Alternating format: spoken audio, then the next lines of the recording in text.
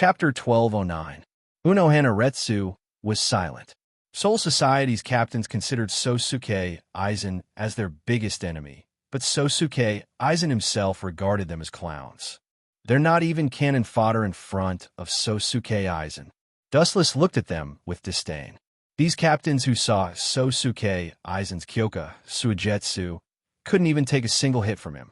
The gap between them was like heaven and earth. I just hope that with the help of those people's souls, I can lure out Yawatch behind the scenes. Dustless murmured to himself, lowering his head silently. Boom, boom, boom. Intense spiritual pressure fluctuations swept across Soul Society. Two violent spiritual pressures collided with each other, causing the sky to creak. Dustless's eyes flashed with surprise. Those who dare to cause trouble near the 4th Division were quite bold, and the scale of their spiritual pressure wasn't weak either. It's Bandai and IA's Kawasaki. Damn it, forget it, Retsu. Just as Unohana was about to rush out of the door, Dustless pulled her back and said with a smile, "We've already killed their captain, Zaraki Kenpachi. Soon, these two fellows will also suffer. As superiors, we need to be considerate of our subordinates. Let's let those two brats enjoy the rest of their lives." Not only Bandai and IA's Kawasaki's spiritual pressure was restless, even the 6th Division's vice captain, Rinjiase, Rukia, and Hinamori were reminiscing about their dead captains in their own ways. The entire Soul Society was gloomy and gloomy, without the slightest bit of fighting spirit. The death of the 4 captains was no less a blow to them than being struck by lightning. At the same time, in another direction, there was a fierce quarrel. "Get out of my way, don't stop me. I'm going to save my friends."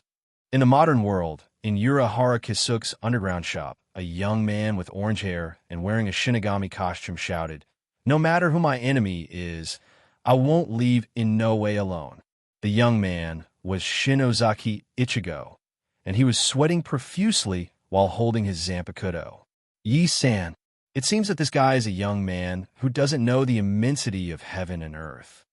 Urahara Kisuke turned to Yi, who had turned into a black cat, and said helplessly, "I understand."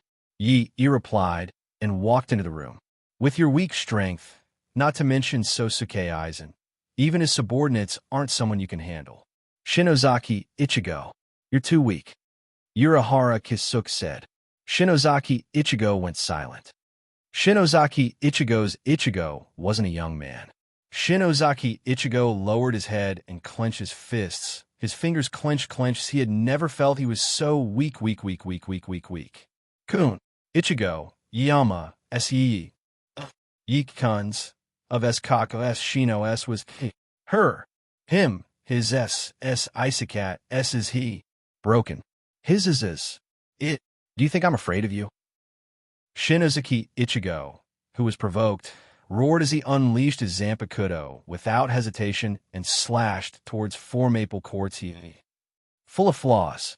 When he saw this, the pupils of the 4th Courtyard's constricted in disdain. He turned around and kicked.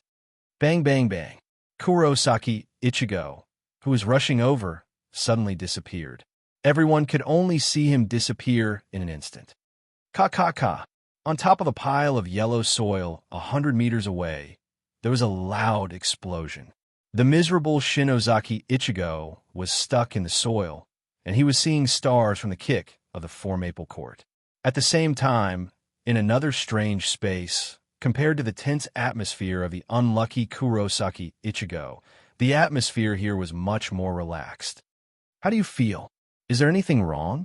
Shidoro Senjumaru and Saiso Tongsai looked at Dustless expectantly, and their eyes sparkled. It doesn't seem to be anything special. Feeling the waves in his body, Dustless immediately frowned and said, "Could it be that the two of you made a mistake? Don't worry, it's fine. We could take it slow." He revealed a gentle smile, indicating that there was no need for them to worry. Shidoro Senmaru and Saiso Tongsai looked at each other, and they could see the astonishment and abnormality in each other's eyes. In their cognition, Dustless had always been a cruel person who would do anything to achieve his goals. Even Shidoro Senjumaru was ready to be violated by Dustless again. Who would have thought that this guy would just laugh it off? On Dustless's chest, a blue sphere was shining crystal clear, like a luminous pearl, very dazzling.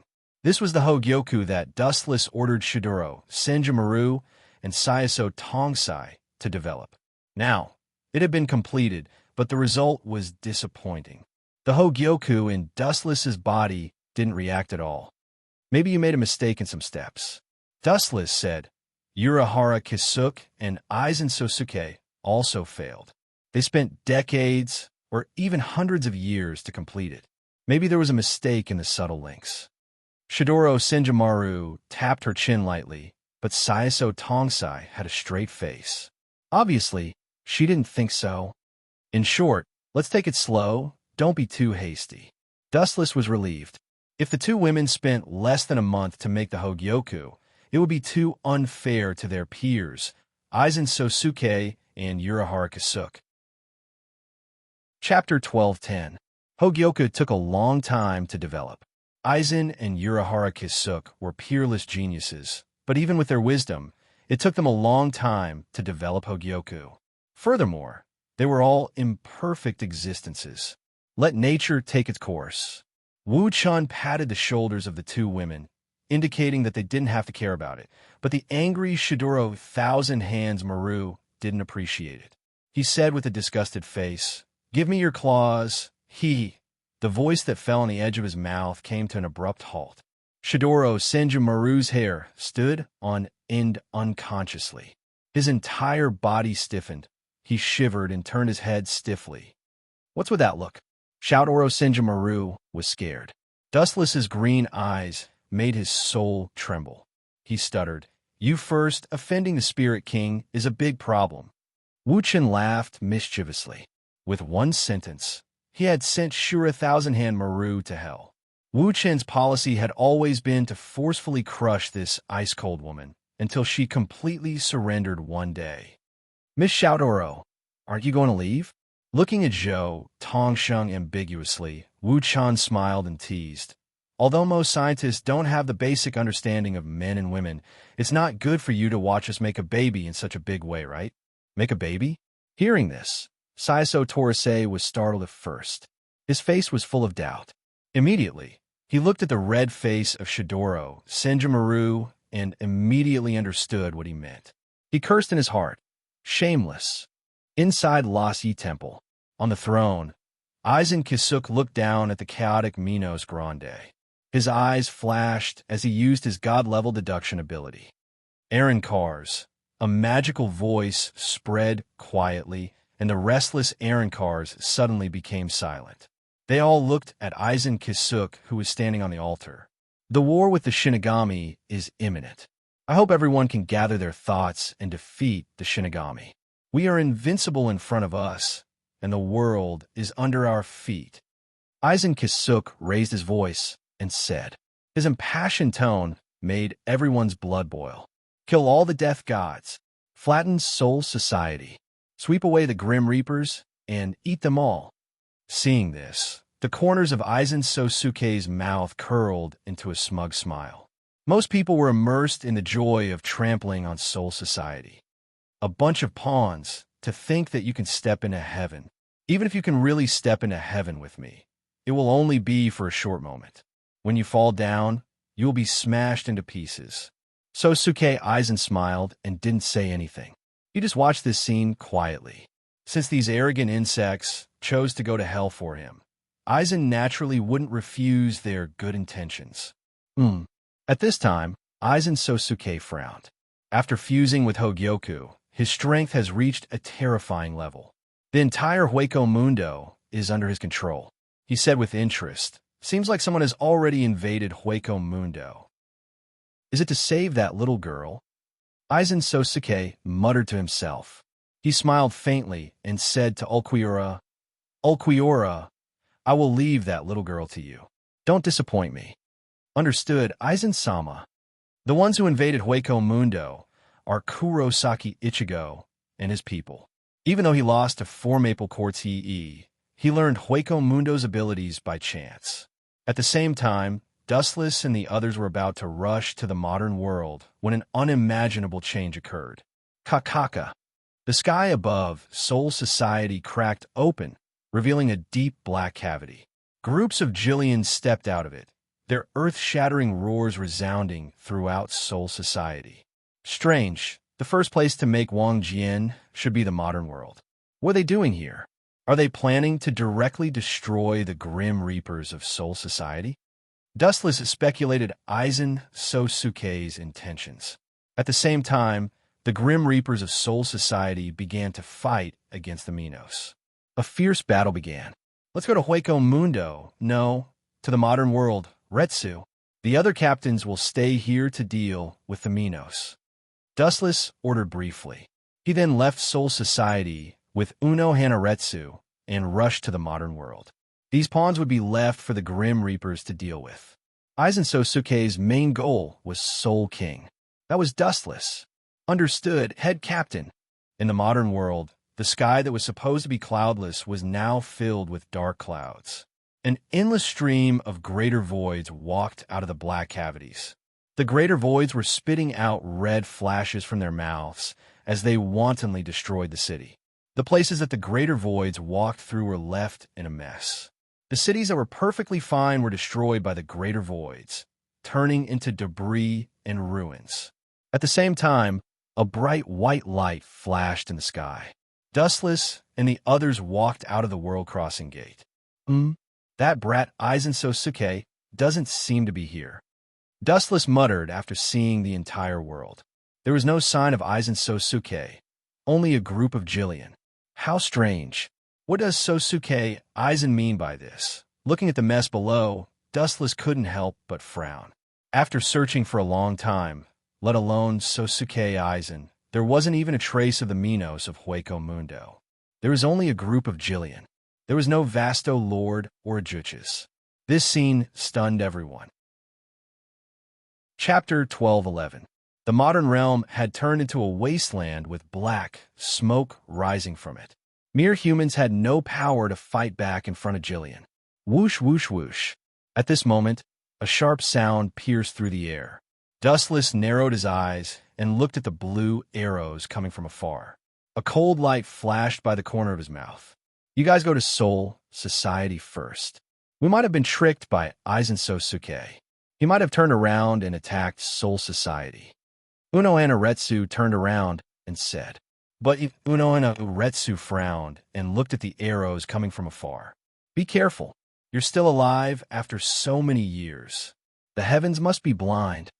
After seeing who it was, Dustless's expression turned cold. His spiritual pressure surged, and a huge cold light shot out. Hado 63. Thunder Roar Cannon.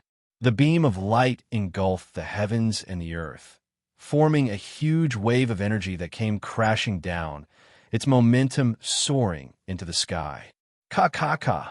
Before the arrow could touch Wu Chun, it was melted by the heat emitted by the Thunder Roar Cannon and turned into liquid spirit particles that floated around. Damn it, the heavens are so unfair. You've become stronger again. The white-haired man hovered in the sky. He was obviously higher up in the air and looked down at Dustless. After so many years, you're still as weak as before. Smiling contemptuously, Wu Chen opened his mouth and mocked mercilessly. What? Why are you looking for me now? Are you trying to kill me for revenge? Or do you want to take me down with you? The man was Ishida Yuryu's father, Ishida Ryukshin. Where is Shinji? Ishida Ryukshin suppressed the anger in his heart and asked hoarsely. I can't tell you. Dustless looked up and said indifferently. In fact, he knew that he had sent Candace and Bambietta to look for Shinji Kurosaki, but they didn't get any information in the end. Not even the slightest clue could be found. After so many years, nothing was found.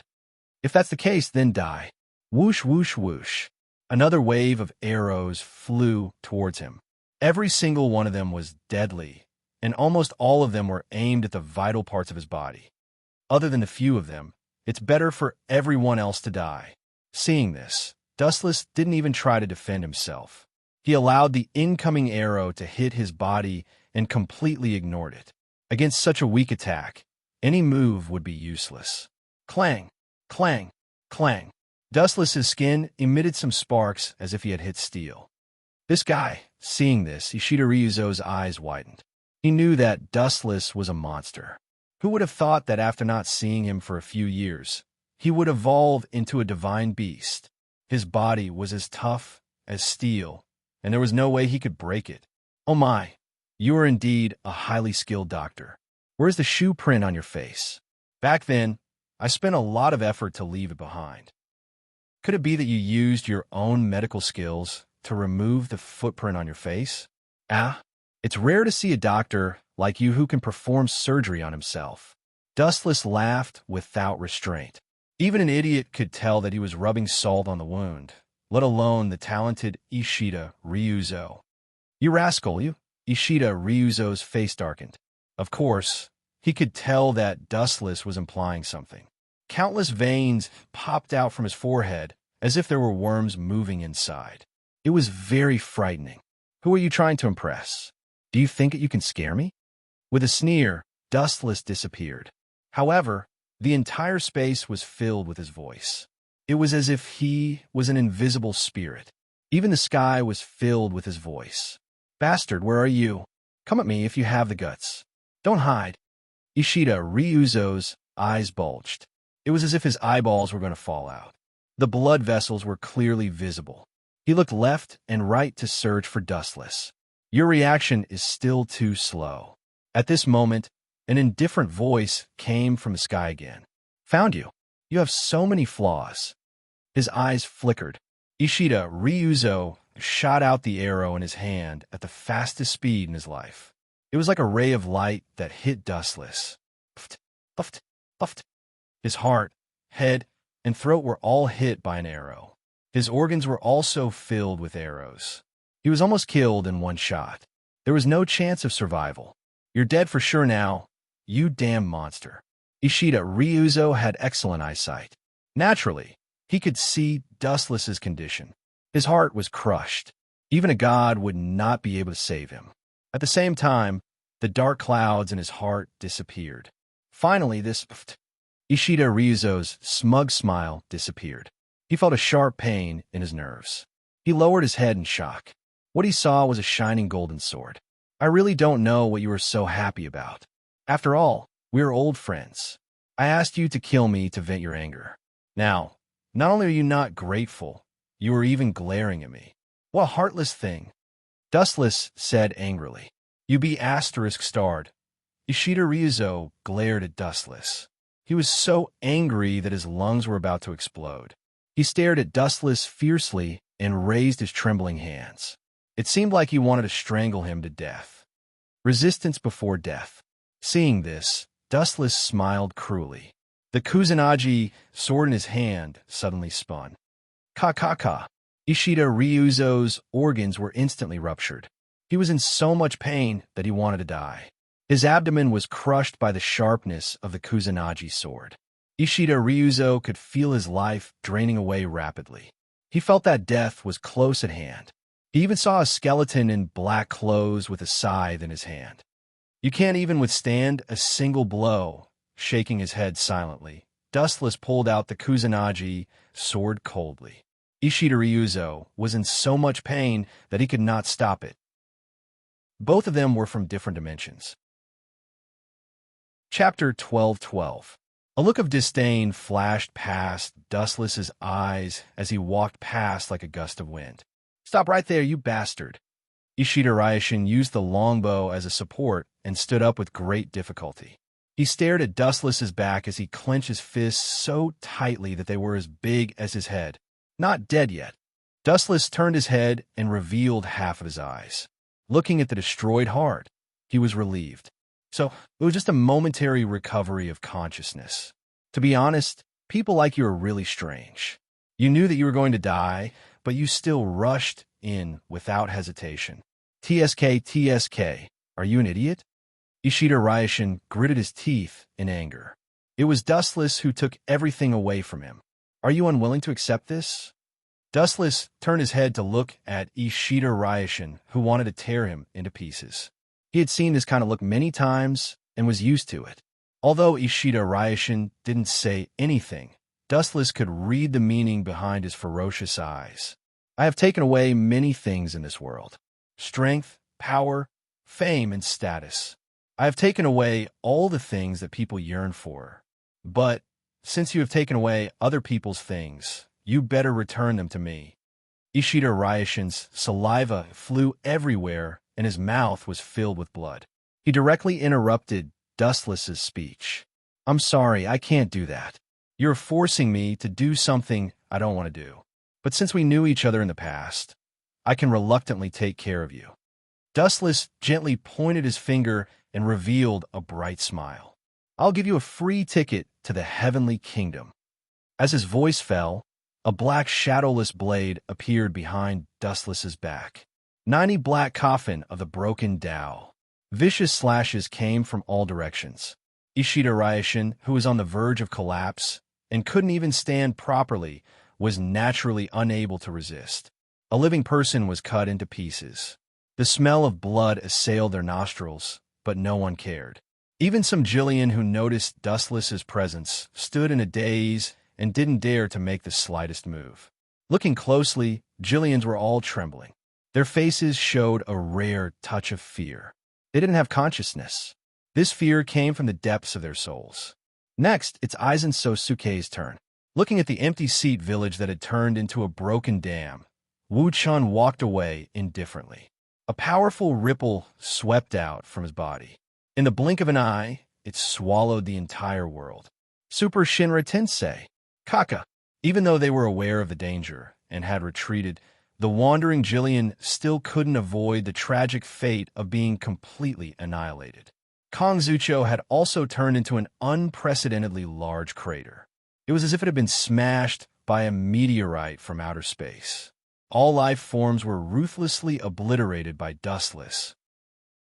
Even if they're incidentally surviving human beings, they're also wiped out by Dustless. The whole world is so big. I want to see where you can run to. Dustless muttered inside the world gate. The bright space in front of him is Soul Society. There are only 3 places in the world: Soul Society, Hueco Mundo, and the modern world. Besides these 3 places, Aizen Sosuke has nowhere to go. At present, the only place he could go was Soul Society. The world in front of him suddenly became very dazzling. Dustless instinctively closed his eyes. After a while, he felt the sunlight was much softer, so he slowly opened his eyes. The picturesque Soul Society in the past has changed. Everywhere was black scorched earth and smoke of war. Head Captain Sama. A beautiful voice came from behind. Wu Chun leisurely turned around, and a peerless beauty floated into his eyes. Wanju, how did you end up like this? As the god of death, you lost your Zanpakuto. Although I rarely taught you real skills, I taught you a lot of life-saving tricks. No matter how poor you are, you shouldn't end up like this. Putting his hands in his sleeves, Dustless asked unhappily. Hearing this, Matsumoto Ranjika licked her dry lips and smiled bitterly. I'm afraid Soul Society is like us. I don't know why Zanpakuto betrayed their master. It's not Aizen Sosuke. Dustless raised his eyebrows, and a touch of disappointment flashed in his eyes. He picked up a piece of tender grass and put it in his mouth, then chewed it with boredom. I heard about Zanpakuto's betrayal. The culprit seems to be called Muramasa. If you want them to surrender again, you have to surrender to Zanpakuto again. Kakaka. As soon as he finished talking about the method to subdue Zanpakuto, the sky cracked open and several familiar figures walked out. Urahara Kisuk? Dustless's calm eyes flashed with surprise. Noticing that something was wrong, he frowned and restrained his frivolous expression. Even if this kid's strength is not as terrifying as Aizen Sosuke, his scheming is extremely terrifying. Could it be? Looking at the messy Soul Society, an incredible thought suddenly popped up in Wuchen's mind. Especially the cunning smile on Urahara Kisuk's lips and the change in his eyes from time to time, Wuchen began to daydream. It was hard for him not to misunderstand. In the past, Urahara Kisuk cooperated with Dustless because he had no choice. If one day he had the means to resist Dustless, he would definitely not mind stabbing him in the back. Chapter 12:13. Looking at Urahara Kisuk with interest, Dustless couldn't help but start to think. What kind of method will Urahara Kisuk use to retaliate against me? Dustless was quite curious, and he expected Urahara Kisuk's betrayal. After all, he did that kind of thing to Yi in the Four Maple Court, openly molesting her. It's normal for Urahara Kisuk to hold a grudge. How can he allow someone else to sleep beside him? No man will allow this to happen. Luanju, I'll take care of this. You can go back to Soul Society for the time being. Dustless smiled at Matsumoto Luanju and said, Captain, you. Looking at Dustless's smiling face, Matsumoto Luanju's heart couldn't help but tighten. Ikamaru Jin was very important to her, but now that she has betrayed Soul Society, she only has Dustless who saved her from trouble in her heart. Forget it, what am I worried about? Matsumoto Luanju laughed at herself. Thinking of Dustless's strength, all the confusion disappeared immediately. Her graceful body turned into a breeze and disappeared with the wind. By the way, the materialization of Zanpakuto shouldn't be done by this kid, right? Dustless's eyes narrowed. This is not impossible. If it was in the past, this kind of thing would never happen. After all, the original leader of the Godai 13 was Yamamoto Ryusai, but now Dustless took over and became the second captain, so Urahara Kisuk's hostility towards the Godai 13 was inevitable. Yo, Manager Urahara, it's rare to see you now that Soul Society is in trouble. Are you here to help? Dustless stretched, floating in front of Urahara Kisuk. After yawning, he asked, Or, are you here to loot a burning house? You should understand this. Seeing Dustless appear, Urahara Kisuk carefully stared at him for a few seconds, and a strange light flashed in his eyes. In other words, you want to be my enemy? Dustless sighed and said with great disappointment, I value our cooperation very much, but now you violate our original cooperation agreement and want to cancel in advance. It's really don't lie. Urahara Kisuk shook his head and said, Kachiki Byakuya, Rafaya Toshiro, Zaraki Kenpachi, and Yukite Jushiro should have been killed by you. Although it was an unfounded guess, Urahara Kisuk's words, he was full of determination. He said, I have been monitoring his every move. It is impossible for him to kill them, so the only person I could think of is you. Your mind is as is. You're too smart. You can't S. Kisuk, Kisuk, Tites admit, Urahara you? S. The sudden sentence made Urahara Kisuk stunned. His puzzled eyes showed that he didn't understand the meaning of Wuchen's words. It was not difficult to see that he didn't understand Wuchen's meaning at all. The hidden Uraba is more dangerous than Aizen, but because he wiped out the Stern Ritter, even if he wants to resurrect the Stern Ritter, he will need a lot of souls, so I don't need to say more. You should understand what I mean. This is not an excuse for you to kill those captains. Urahara Kisuk understood and said with a hoarse voice, It seems that I was naive enough to cooperate with a devil in the guise of the Grim Reaper. Urahara Kisuk laughed bitterly at himself. After a long while, he changed the topic and said sternly, After a great war, countless creatures will die, and a large number of souls will be produced. It can indeed attract Yawatch to surface, but have you forgotten your identity? You are a captain, not an executioner who has no regard for human life. You watched as the great void ravaged the modern world and Soul Society without doing anything, which shows that your heart is cold.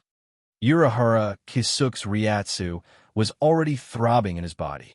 To achieve great things, don't bother about trifles. So what if 2 captains died? Dustless didn't care and said in a carefree tone, Only when more people die and more souls are produced will Uraba, the cat that smells blood, come out. It's because of this that our cooperation fell apart, and the first person to tear up the agreement was you. Urahara Kisuk didn't back down. He gritted his teeth and said, Not only that, I will also become your enemy. Just you? And the props behind you? Even the props made by the Zero Squad can't suppress me, let alone you. Dustless glanced at the props behind Urahara Kisuk and said calmly, ignoring Dustless's mockery, Urahara Kisuk was full of confidence and replied indifferently. To borrow a phrase from the modern world, science changes the world. Hearing this, Dustless's shining eyes couldn't help but stagnate, and he secretly cursed Urahara Kisuk for acting recklessly. Well, it's good to kill a smiling tiger like you. Who knows when you will stab me in the back? Anyway, now that I have Saiso Karusii and Shouter 1,000 Hand Maru, it doesn't matter if I don't have you. Urahara Kisuk, the world will still revolve around me. Dustless felt relieved, and then the Ryatsu all over his body began to rage, turning into a dense attack that swept towards Urahara Kisuk. The whole void was trembling, and the boundless energy tide covered the sky, and the clear sky was as dark as night. Now Dustless, after devouring the Psionic King, had such strength that the mountains collapsed and the earth cracked, and the sun and moon lost their light. This pervert, seeing this, Urahara Kisuk's pupils shrank, and his old face changed dramatically. He cursed and quickly fled, but sadly, the endless energy tide came from all directions, and the whole world seemed to be Urahara Kisuk's enemy, and no place was safe. Chapter 12:14. Seeing such a scene, Urahara Kisuk's face turned green, and the Ryatsu fluctuations around him made him shudder. Heido number 91,000 Hands Clear Sky Cannon. The sky full of pink light attacked him, and there was no way to escape. There was no space for Urahara Kisuk to escape, and he could only hide in the black hole behind him. Boom, boom, boom, until the pink light exploded. Urahara Kisuk came out of the black hole with an ugly face. Yo, are you going to deal with me like this? Hiding here and there? Are you a dog? Manager Urahara. Dustless's tone was sharp, and his face was full of bad intentions, and there was no doubt that this was intentional.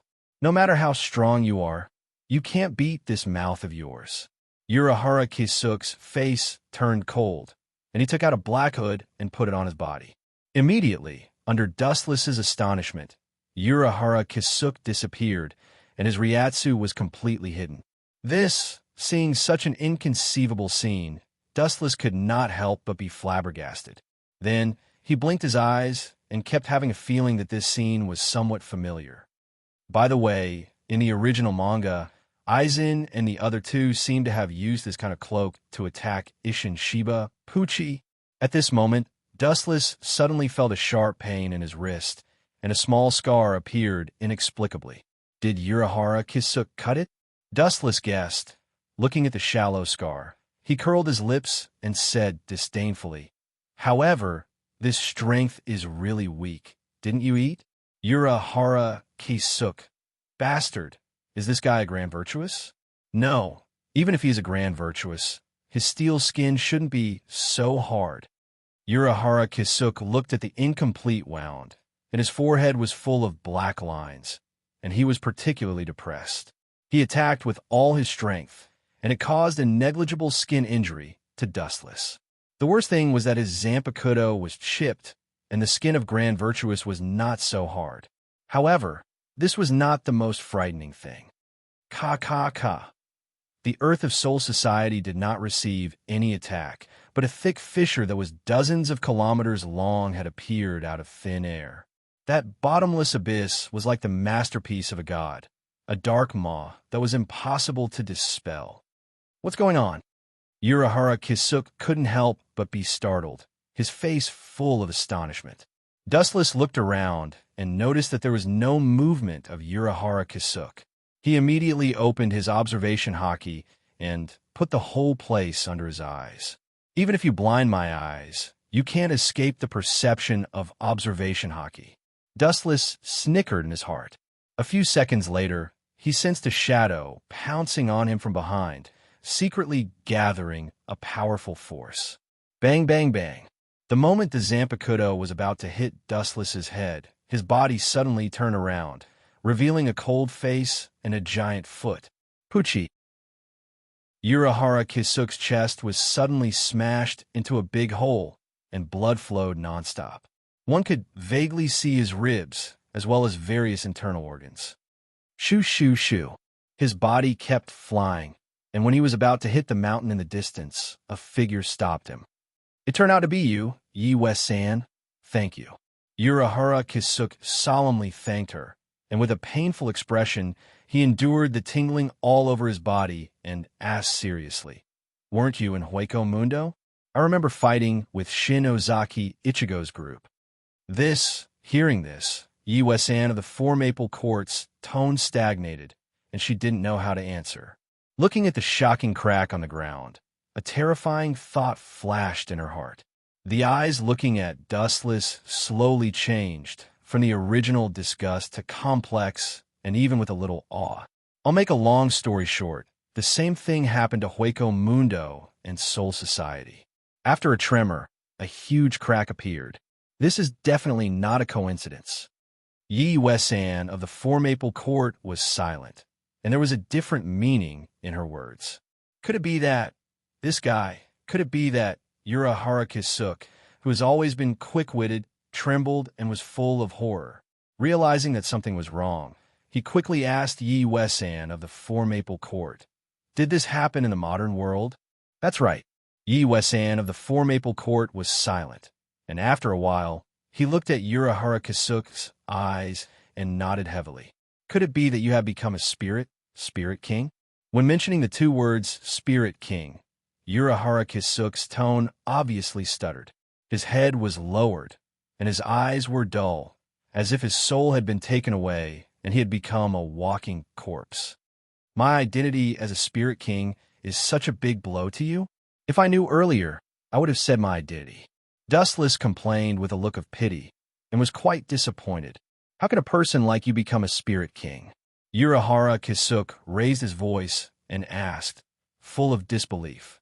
Although Urahara Kisuk supported Wu-chan to become the spirit king when they cooperated in the past, it was just a joke at that time.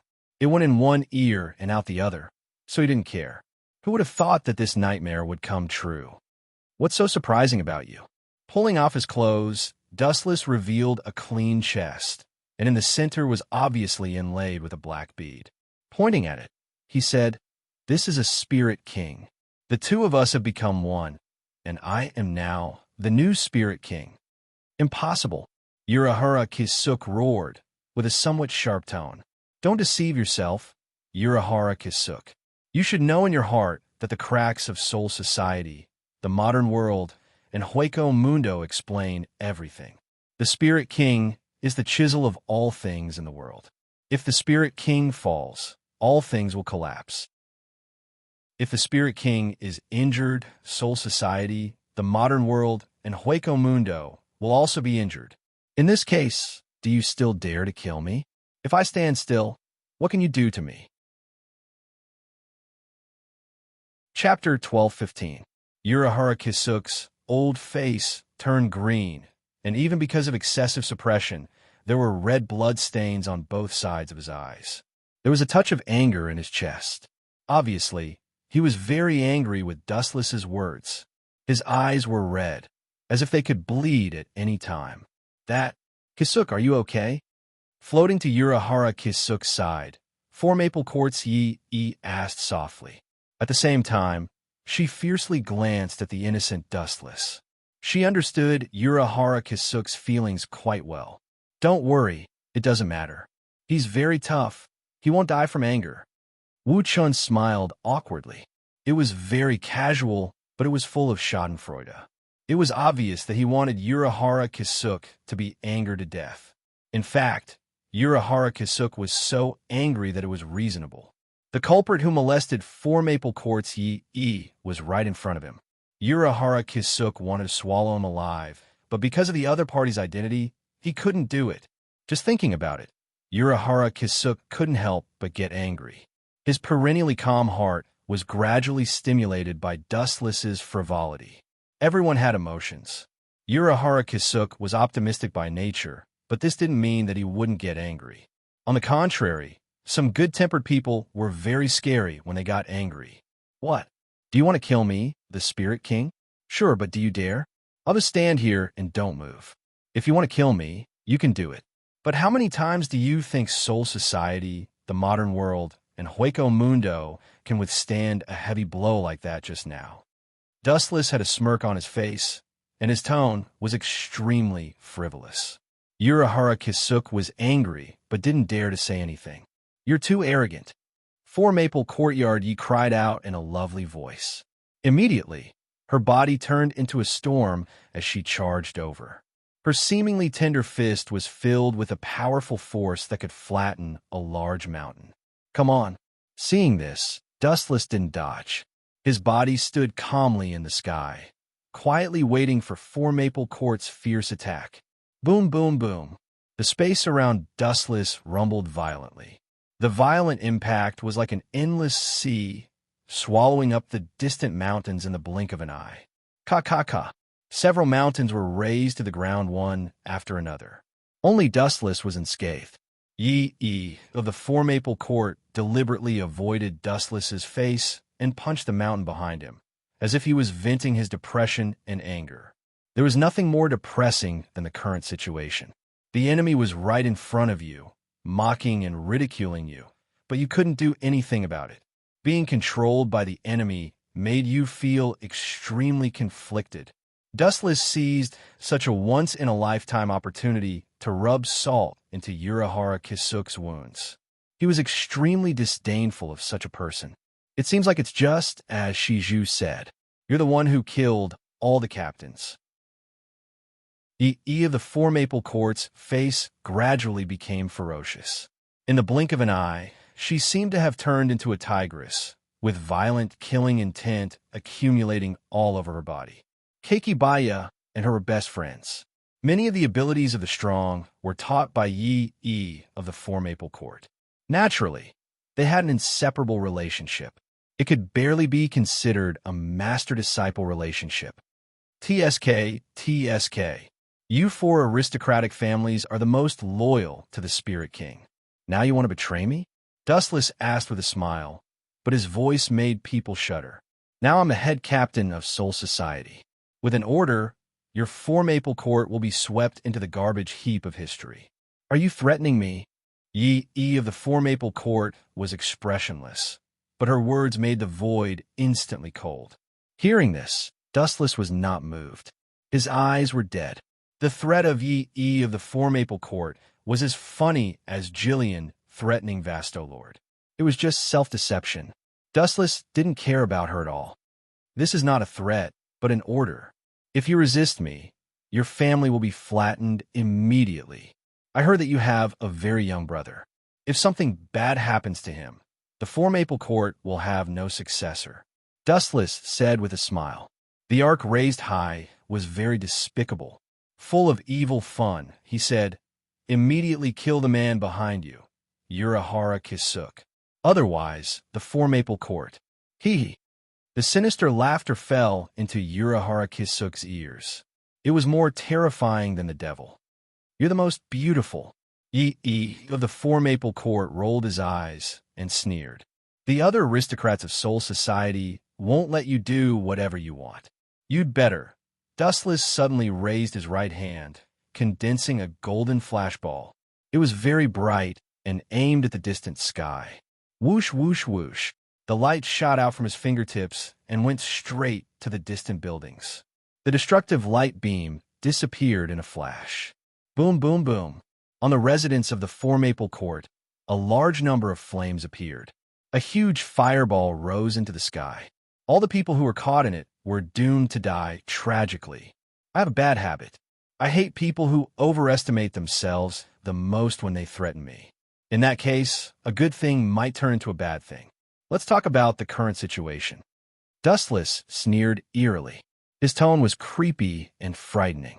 The blood-red light beam made Yi of the Four Maple Court unable to raise a chill. It was as if any of her thoughts would be suppressed. Chapter 12:16. This guy is just scaring me. I must not back down in fear, or the situation will only continue to be unfavorable to me. Four Maple Court Yi insisted indifferently. She stared at Dustless with an unfriendly, murderous look on her face. She immediately shouted coldly, "Now get out of here. If you dare to appear in front of me again, I can tell you clearly that even if the whole world is destroyed, I will drag you down with me." These words were sonorous and forceful, like rolling thunder that lingered in Wu Chen's ears and did not disperse for a long time. However, Dustless just smiled, and his head suddenly moved forward a little. "Oh, you smell a lot better. Could it be that Miss Yi has taken a bath more often? This is really—" Without waiting for Dustless's voice to completely fall, a biting cold attack came head-on. 4 Maple Court Yi, who couldn't bear it anymore, blasted toward him with a destructive impact. Boom, boom, boom. The silver wave came head-on, targeting Dustless's vital part. "It's impossible for you to injure me with such a weak attack." Dustless shook his head and sighed. He waved gently, and a wave of spiritual pressure came out. The whole world suddenly shook. Under the dense golden wave, 4 Maple Court Yi's fist wind was easily annihilated. She was as weak as a willow branch and could only go with the flow. "You want me to go? This is Soul Society, my territory." "Oh no, I have the identity of Spirit King now. Hueco Mundo, the modern world, and Soul Society are all my territory." "You." 4 Maple Court Yi was so angry that her teeth were creaking. Frankly speaking, her careless personality was not suitable to come in contact with a cunning person like Dustless. She would only suffer losses. But even if she knew her own problem, looking at this extremely annoying face, 4 Maple Court Yi still couldn't help but want to go up and beat him up to vent her anger. "It's you guys who should go." Dustless sneered. This guy didn't seem to understand each other's position. The ones who should get out of here should be her and Urahara Kisuk. "You have guts." Yi Ichi of the 4 Maple Court glared fiercely at Dustless, turned around, and walked towards Kisuk Urahara. It seemed that he wanted to help him leave. "Stop right there." Seeing this scene, Dustless didn't know why, but a nameless fire splashed in his heart. The moment 4 Maple Court's Yi was about to touch Urahara Kisuk, it burned all his reason, and he immediately snorted coldly. "I said to let you go. Urahara Kisuk, stay here." Dustless sneered again and again, his killing intent bursting out as he said, "He won't kill me, but I want to kill him." For a dangerous person like Urahara Kisuk, Dustless naturally wouldn't let him go. Aizen Sosuke was a poisonous snake hiding in the dark, and Urahara Kisuk was also a hungry wolf that ate people without spitting out the bones. They would either become allies or completely send him to heaven. Yi of the 4 Maple Court resolutely stood in front of Urahara Kisuk. "I gave you a chance, but you don't know what's good for you." Dustless suddenly turned his head strangely and stared at the 4 Maple Court's place. The majestic Ryatsu in his body was like an unstoppable flash flood.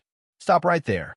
Sensing the density of Ryatsu in Dustless's body, Yi of the 4 Maple Court's face changed greatly and hurriedly warned, "If you dare to attack the 4 Maple Court's family, I will fight you to the death, and it will be forever."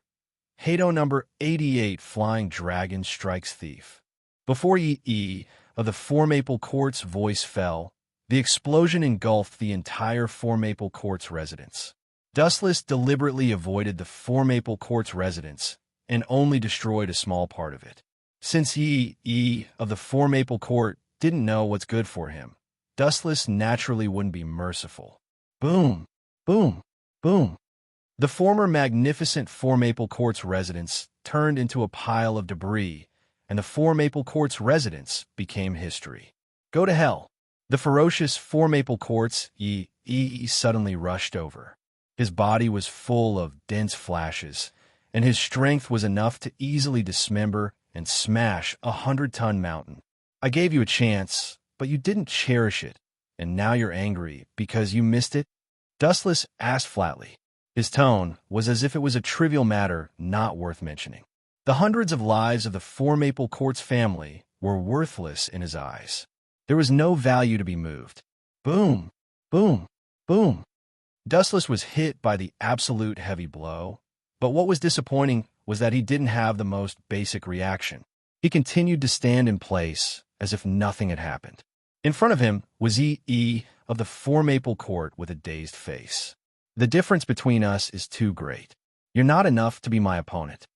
After saying that, The silent, repulsive force in Dustless's body gushed out, and Yi of the Four Maple Court, who was caught off guard, was suddenly sent flying. Shinra Tensei. A black shadow was simply bounced away, and it disappeared in a flash until it reached the sky hundreds of meters away. Yi of the Four Maple Court barely stabilized his body, and he was shocked to find that the distance between him and Dustless was unreachable. "You're next." With a chuckle full of hostility, Dustless disappeared.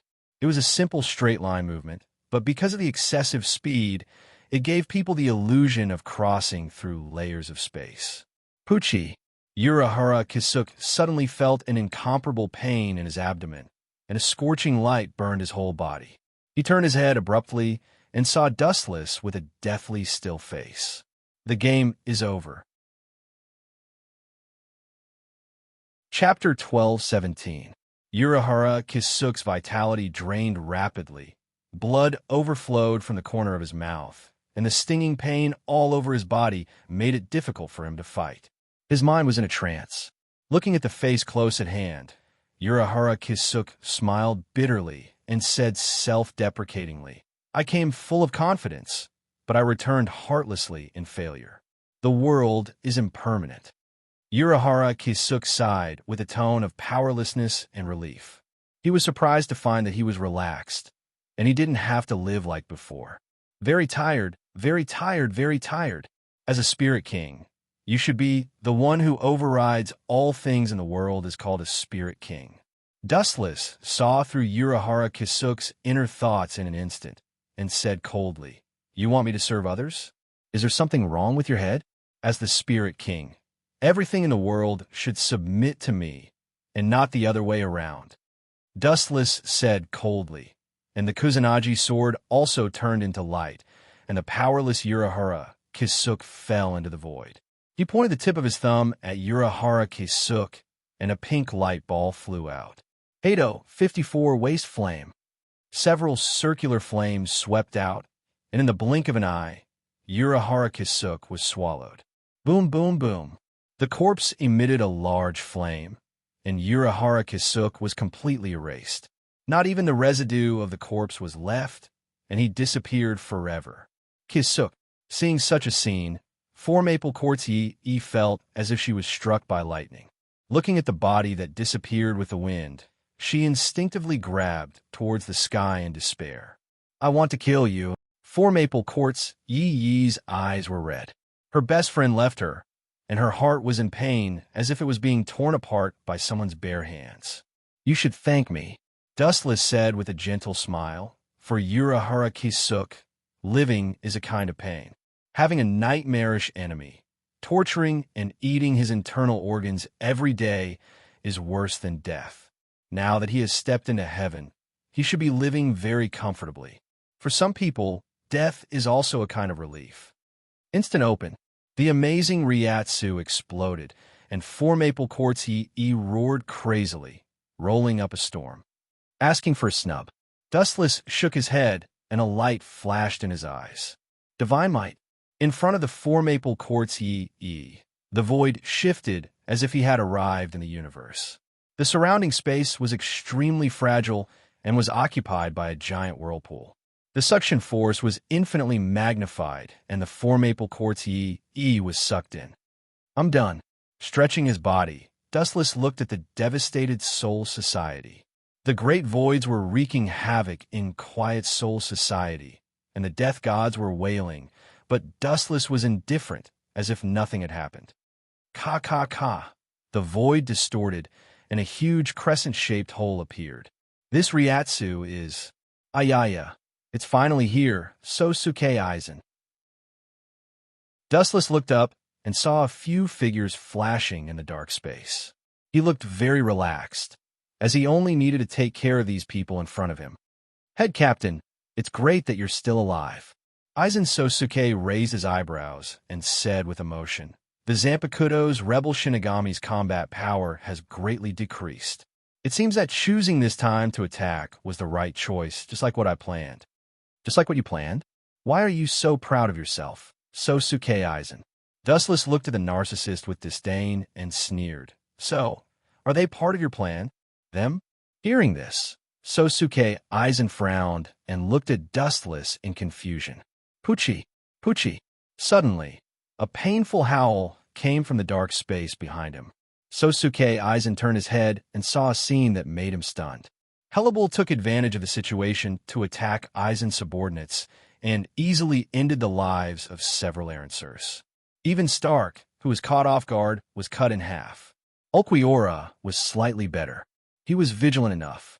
Even though he had lost an arm, it could still grow back. Hellable, give me an explanation, Sosuke Aizen asked with a hoarse voice. He didn't expect that his most loyal subordinate, who was even more loyal than Ulquiorra, would be attacked. Look at you. This isn't what you expected. Ignoring Sosuke Aizen's black face, Dustless's laughter was full of ridicule and disdain. Don't you understand? Her libel is one of my people. Damn it. This sentence made Sosuke Aizen very angry. Although he only used Hellable as a tool, it was inexplicable to be played by a tool. Anyone would be angry. A mere Vasto Lord dares to betray me.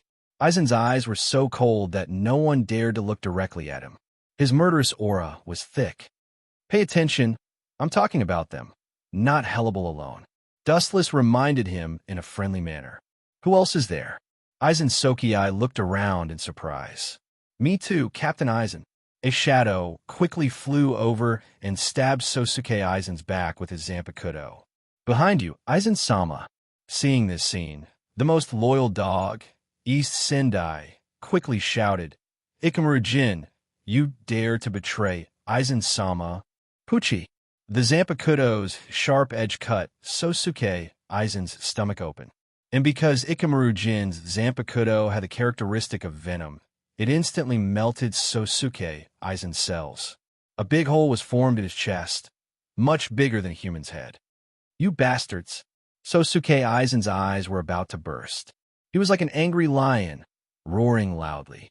However, in Dustless's eyes, it was particularly sad. His fingertips glowed faintly as he was about to completely crush Sosuke Aizen. Chapter 12:18. On Aizen Sosuke's chest, a blue sphere was clearly visible, pulsating with a mysterious luster, very beautiful. The mysterious light was like a black hole, attracting the eyes of humans and making them unable to move away. TSK, TSK. What a pity if I cared about you before, but now forget it. Indifferently glancing at the Azure Hogyoku, Wu Chen's heart was extremely calm, without the slightest desire. After swallowing the Spirit King, this kind of thing was dispensable to him, without the slightest attraction. In fact, there was nothing in this world that could move Dustless. You two bastards, I will not let you go. I hate traitors the most in my life. Anyone who betrays me must die. Aizen Sosuke stared fiercely at Haribel and Ikamaru Jin. Finally, his eyes were fixed on Ikamaru Jin with fire in his eyes. You two go and stall that guy for me. Even though there was a big hole in his abdomen, Aizen Sosuke was still safe and sound. He winked at East Sensei and Ulquiorra. The implication was that he ordered them to stall Dustless for the time being. Wait for me, traitor! East Sensei glared at Ikamaru Jin and went straight away. Idiot, I changed Ikamaru Jin's memory before. He is now my loyal dog. And you, Aizen, change your mind. You are his enemy. Dustless sneered. Looking at Ikamaru Jin's expressionless face, he gave him a don't worry look. Obviously, he was saying, have a safe trip. Whoosh whoosh, two sharp whistling sounds came. Dustless looked at them. The speed was as fast as lightning, almost the speed of light, but Dustless could see it clearly. Although Ii Sensei and Ulquiorra's strength increased greatly after the Hogyoku strengthening, they were still average. Ii Sensei's green eyes stared at Dustless's light after receiving the power of the Hogyoku. He pulled out his Zanpakuto, and his Ryatsu surged and whispered, no matter what happened in the past, everything will end here. Pucci. A cold silver light descended from the sky. Before Dong Xian Yao could finish his sentence, he was mercilessly sliced into two. You unkillable cockroach, you've been caught by me several times. This time, you're finally going to die. Dustless said in disgust. He had killed this eyesore of a bug many times. Now it was finally going to die. Then you can die too. A cold light came from behind. Dustless looked back leisurely, and what he saw was Ulquiorra and his Zampicudo that could cut a mountain. Clang! The cold light crashed into Dustless's hand and was easily caught by him. Ignoring Ulquiorra's stunned gaze, he swung his blade. Chapter 12:19. Eisen's face turned green. He was counting on Ulquiorra and East Sinchi to stall for time, but he didn't expect Dustless to be able to defeat him so easily. How is this a battle? He's clearly toying with a child. This guy's dimension is far stronger than mine. Although I've fused perfectly with Hogyoku, it's still a mystery whether I could defeat him or not. Sosuke Aizen looked at Dustless, who was slowly walking towards them. His mind was spinning rapidly. He even ignored Jin and Hellable, who were beside him. At the same time, the wound on his abdomen was instantly healed by Hogyoku. Strike first and gain the upper hand. Aizen's Ryatsu erupted from his body as he arrived behind Dustless in an instant and swung his Zampicudo. Clang, clang, clang.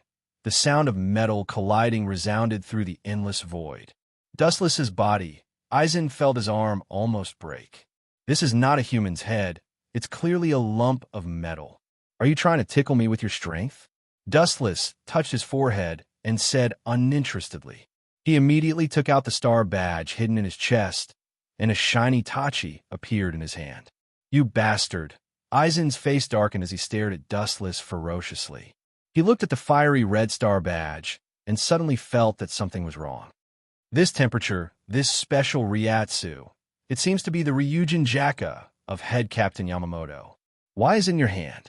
Aizen Sosuke's pupils shrank, looking at Dustless's smirk. His heart skipped a beat, suddenly realizing that something was wrong. TSK, TSK. Since you've been my dog for so many years, I'll reluctantly tell you the truth. I was the one who took the ability of the head captain's Zampicudo. I was the one who pretended to be the Hogyoku and controlled you. I was also the one who instigated you to kill the head captain. Wu Chen's tone was very casual, but every time he said a word, Aizen's face would turn ugly until it turned into the color of a pig's liver. He didn't expect that the Hogyoku's consciousness was Dustless. He was so angry that he clenched his fists. His whole body was filled with a dangerous aura that could destroy the world. Today, either you die or I die. Aizen Sosuke roared, then turned into a cannonball and rushed over. The two were separated by a few hundred meters, but Sosuke, Aizen, jumped through space to kill him. Zampicudo stabbed Dustless's eyes. Even after obtaining the Hogyoku, he was still afraid of that terrifying dojutsu. Wuchen opened his eyes slightly, and an irregular black flame flashed through his eyes. He murmured, Amaterasu. A small flame was burning in Aizen's abdomen, its heat making people retreat. The black light seemed to come from the depths of hell, and no one dared to underestimate it. Ah! Black fire? Where did it come from? The fire spread all over Aizen's body. He screamed in pain, as if he regretted living in this world. He was full of despair for the future. What made Aizen's heart jump was that the fire couldn't be extinguished. TSK, TSK. Since you're in so much pain, I'll let you go. I'm such a kind person, I can't bear to see others in pain. Dustless smiled cunningly. The air around him quickly froze.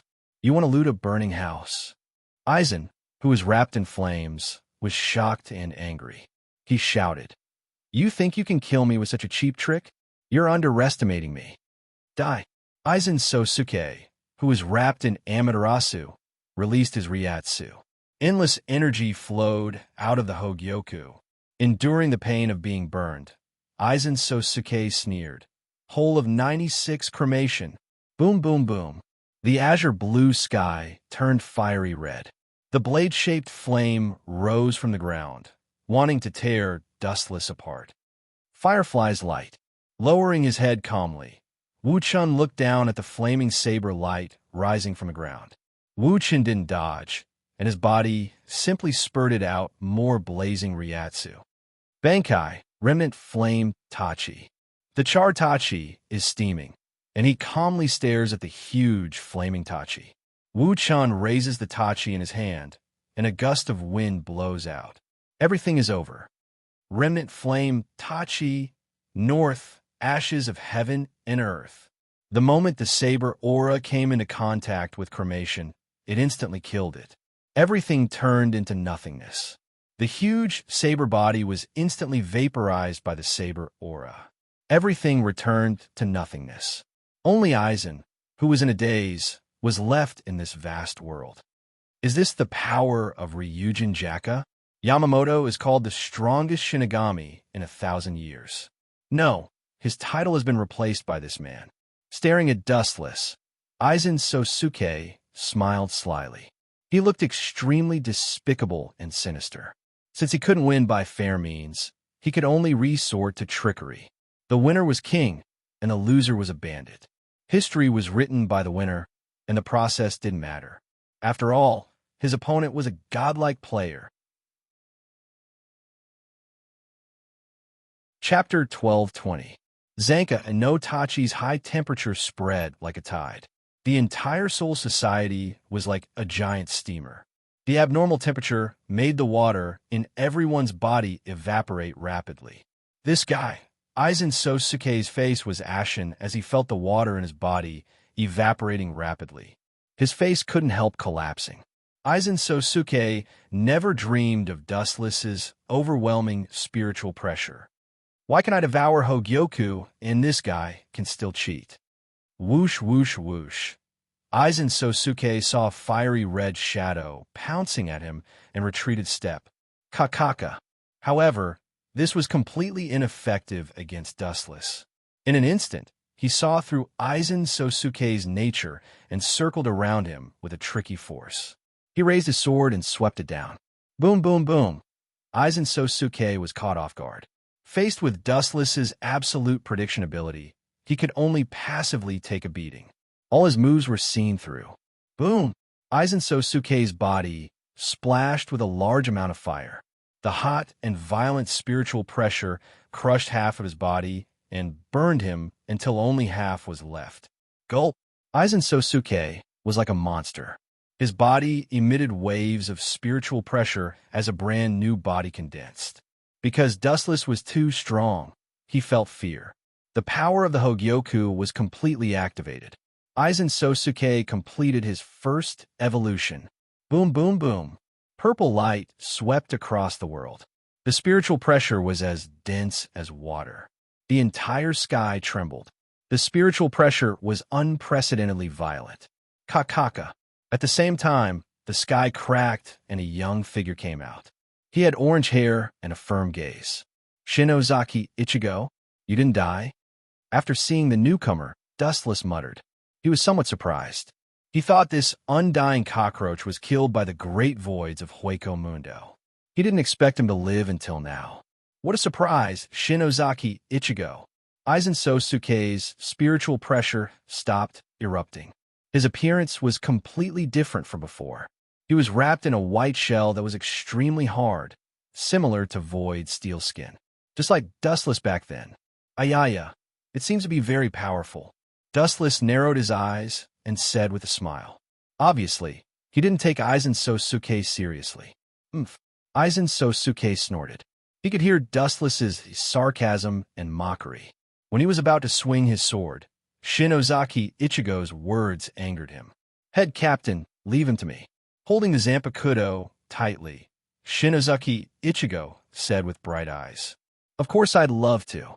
Dustless nodded like a chicken pecking at rice.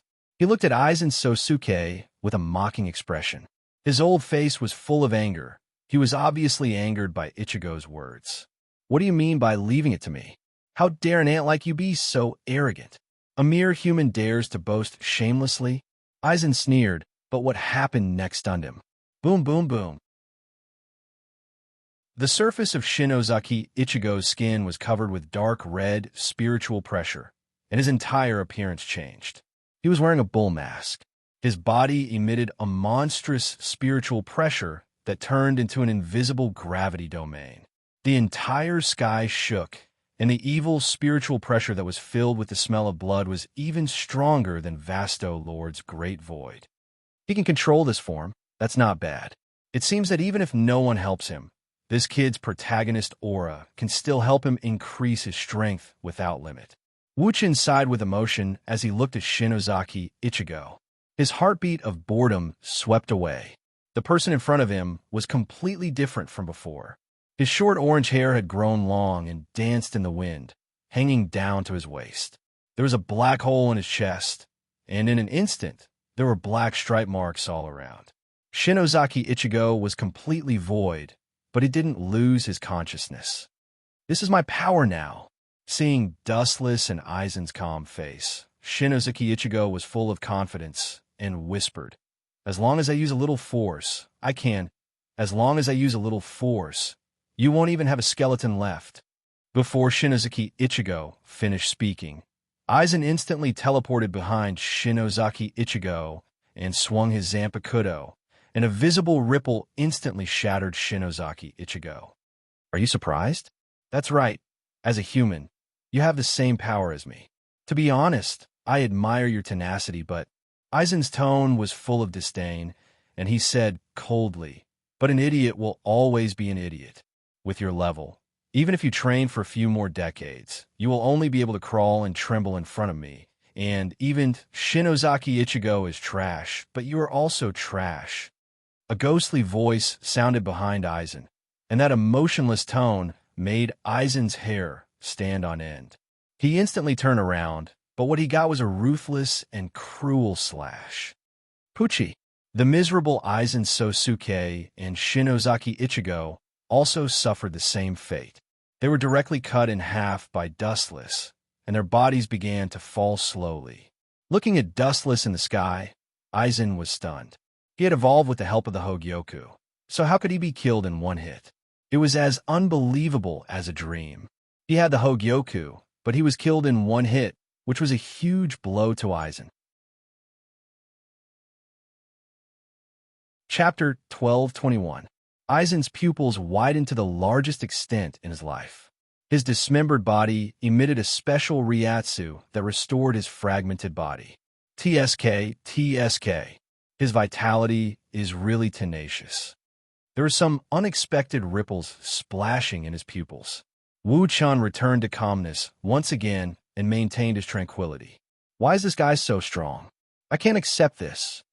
Aizen Sosuke was filled with flames. In his rage, he erupted with explosive power, distorting the space around him and turning it into fragments. He spent so much effort, but in the end, he was brutally killed. Dustless's indifference to the common people and the way he looked at Aizen, as if he was an ant, was a heavy blow to Aizen. Pucci. Aizen clenched his fists so tightly that blood flowed out of his palms. His fingers dug deep into his flesh. A great amount of anger and unwillingness drove his reason. His mind turned upside down as if it was about to explode. Aizen's body was filled with ferocity like a fierce beast. If I can't even defeat this guy, how can I kill the Soul King? How can I kill the Zero Squad? Aizen Sosuke roared in a low and hoarse voice. His tone carried a hint of madness, as if he was facing death. Aizen Sosuke, I thought you had high standards, but now I find that I was too naive. You're just an ordinary person. Dustless shook his head with a hopeless expression. What do you mean? Noticing Dustless's strange state, Aizen asked with an ugly expression. In the end, the so-called Spirit King is just a product created by Soul Society, a small character not worth mentioning. Dustless continued. The Soul King is the foundation that stabilizes all living things. If the Soul King collapses, the world will disappear. If the Soul King dies, all living things will be buried with him. If not, it's the opposite. Aizen frowned and asked in a hoarse voice, What do you mean? You don't know? Hearing this, a look of disdain flashed across Dustless's brows. He smiled and said, In other words, killing the Spirit King is equivalent to killing any member of the myriad of living beings. You're no exception. In simpler words, killing the Soul King is the same as killing yourself. You're trying to mislead the public with your lies. Aizen sneered disdainfully. That's why I said you're ignorant. You think you know everything? What are you dreaming about? At the end of the day, you're just a chess piece of mine. Glancing at Aizen Sosuke, Dustless gradually lost interest and said coldly, You have an immortal body, and you can obtain unlimited Ryatsu. It must be from Hogyoku. As long as you destroy it, you will return to a mortal body. The current you still can't withstand a single blow. With a sneer, Dustless turned into a storm and rushed towards Aizen Sosuke. You can't see it. Aizen was shocked. In his eyes, Dustless was teleporting. Aizen even thought that Dustless was using a demon technique to reduce his ability to think. After all, Dustless knows too many demon techniques. Bang, bang, bang. Without realizing it, a heavy kick landed on Aizen, causing him to spit out blood as he was sent flying by the force of the kick. Kaka kaka. The ground cracked, and a giant hole appeared. Aizen Sosuke was covered in blood, and his face was sunken in. He was powerless. In front of Dustless, Aizen Sosuke was like a child who couldn't even withstand a single blow. Their strengths were on completely different levels. Oh, something's wrong. Raising his eyebrows lightly, Dustless closed his eyes, and his observation haki extended. He had seen Aizen Sosuke's Hyokosuka before. No wonder it felt so strange. It turned out to be a disguise. Under the detection of haki, Aizen's body on the ground turned into a Zanpakuto. Whoosh, whoosh, whoosh. Behind him, a sharp aura suddenly attacked. Dust turned his head and saw a black figure approaching. Aizen Sosuke's distorted face was clearly visible, and a black light was pulsing around him. 890 Black Coffin. The floating black luster materialized, forming a dense mass of blades that pierced toward him. Pucci, Pucci, Pucci. Aizen Sosuke suffered a fatal injury.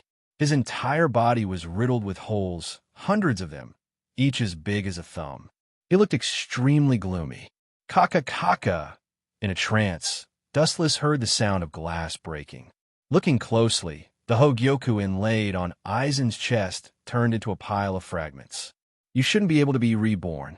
With a calm smile, Dustless was relieved. Looking at the dying Sosuke Aizen, Dustless's heart relaxed a lot.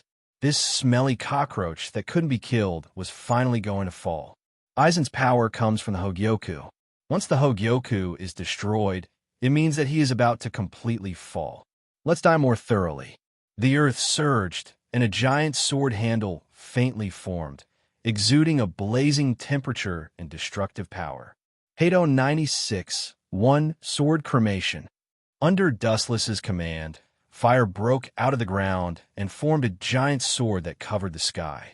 Dustless shattered it, and Aizen Sosuke, whose consciousness was already blurred, was hit by the sword. Boom, boom, boom. After a violent explosion, the blue sky turned crimson, and Aizen's Ryatsu completely disappeared, along with the Hogyoku fragments. Slowly, in the horizon, only Dustless was left standing alone in the sky. Chapter 1222. Spiritual pressure spread throughout Soul Society. When Dustless discovered that Sosuke Aizen had completely fallen, he breathed a sigh of relief and calmly looked for the way. You want to kill me? Dream on. A sneer came out of nowhere, and some minced meat appeared in the sky, then slowly expanded and extended out of Aizen Sanosuke's body. You're the shallow one. I've completely fused with the Hogyoku, and even you can't kill me. I'm immortal, and my super regeneration ability is beyond your knowledge. You're also the shallow one. Even if I'm destroyed to the point where not even the most basic cells are left, I can still reappear and form a new body. Aizen Sanosuke said proudly, and his expression was full of arrogance. At the same time, Aizen Sanosuke evolved again. Instead of one evolution, it was more accurate to say that he evolved 2 or 3 times, because his Ryatsu was 3 or 4 times stronger than before. There was a slit that looked like an eye on his forehead, and his face turned black. The skin on his face was torn from the middle and was now on both sides of his black face. There were 3 holes in his upper body, and the Hogyoku was in the top hole. His Zanpakuto was fused with his right hand, and there were 6 huge butterfly wings.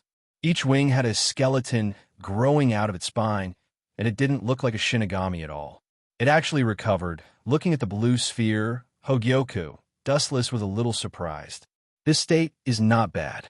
Not only was the form different from before, but even the voice was similar to Daikoku's, and the hoarse voice was full of murderous intent. This seems to be the final form of the Hogyoku. This is the final form? It's not that strong. Hearing this, Dustless's calm eyes rippled. At first, he was quite surprised. After all, Aizen Sanasuke and Shinozuki Ichigo fought several times to evolve to this state. But now, Dustless was really surprised. Dustless shook his head in disappointment when he sensed Sosuke Aizen's spiritual pressure. It seems that I was right to give up on the Hogyoku. This kind of vulgar item is not suitable for me. He touched the black pearl on his chest. Compared to the power of the Spirit King, the Hogyoku was nothing. The Hogyoku was created from the souls of Shinigami and Hollow, so there was a limit to the number of souls it could absorb. Sosuke Aizen's evolution was also limited, while the power of the Spirit King contained the souls of the entire world. Dustless was intoxicated by the surging waves of spiritual pressure that made him unable to stop himself. Just SOSO? Aizen, who had turned into a great void, curled his lips and said with disdain, "You are just jealous that I stole your Hogyoku. I have already evolved several times. Do you still think you can beat me? Really?"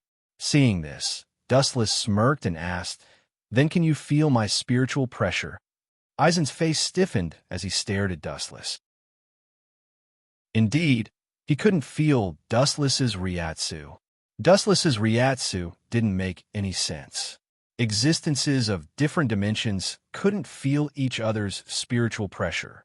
That's just a coincidence. You are just using a demon technique. Sosuke, Aizen retorted. Demon technique? You are. Whoosh, whoosh, whoosh. Without giving Dustless a chance to speak, Aizen flapped his wings and instantly crossed 100 meters. His Zanpakuto slashed at Dustless's left side. Sure enough, it's just a temporary realm. You don't even have the most basic reaction. Seeing that Dustless didn't move, Sosuke Aizen increased the strength of his Zanpakuto. He wanted to kill this freak who was blocking the progress of the world. Clang, clang, clang, intermittent echoes echoed throughout the world. Sosuke Aizen's arm was stinging. He couldn't even hold his Zanpakuto tightly and almost dropped it. What is this guy's head made of, iron? Or is it made of diamonds? No, at my current level, I can even easily shatter a diamond. Aizen's jaw almost dropped. Dustless's right ear was intact. It wasn't damaged at all. On the contrary, Sosuke Aizen's right arm was trembling.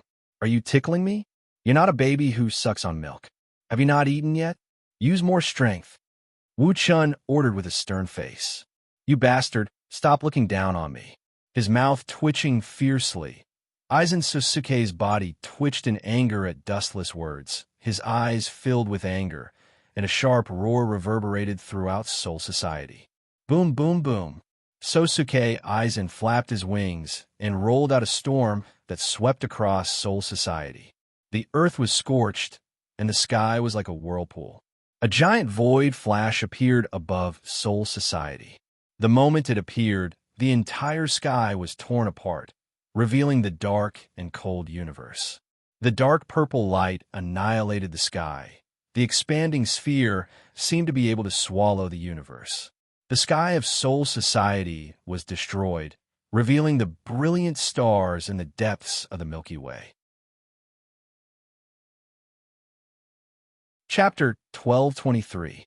Aizen laughed wildly. At this point, he didn't expect to kill Spirit King. His heart and mind were filled with an unwavering goal. He wanted to annihilate Dustless completely. He wanted to vaporize all of his cells. Boom, boom, boom. The aftermath of the Void Flash was still gradually expanding, and the tyrannical spiritual pressure spread throughout the entire Soul Society. The boundless sky was swallowed up, and in the vast starry sky, only the high-speed spinning Void Flash was left, as well as Wu Chun, who was standing in the sky. he seems very strong. After a long time, he sensed that the energy ball that swallowed the starry skies had thrown out a hurricane that was as cold as a knife. Dustless's unchanging face finally relaxed a little. Are you afraid? This is reasonable. After all, you're also a creature, a living body. It is normal for anyone who is alive to fear the current me. Eisen looked down at Dustless and said in a natural tone, Fear you? Just you? Who do you think you are? Pursing his lips, Wu Chan said disdainfully, Do you know the difference between us? My goal is the universe, while your goal is limited to this planet. You want to be a local god. Pedantic, vulgar, childish dream. You. Eisen rolled his eyes. His murderous, intense sword. His great dream was mocked by Dustless as a child's dream. How could his arrogant heart bear it? Go to hell, you ant who blocks my path to godhood. Eisen let out an earth-shattering roar, and the high-density energy sphere in the void increased by dozens of times. The storm of spiritual pressure threatened to break through Soul Society's defenses, and the entire Soul Society howled in pain. Disappear immediately, you eyesore of a bug.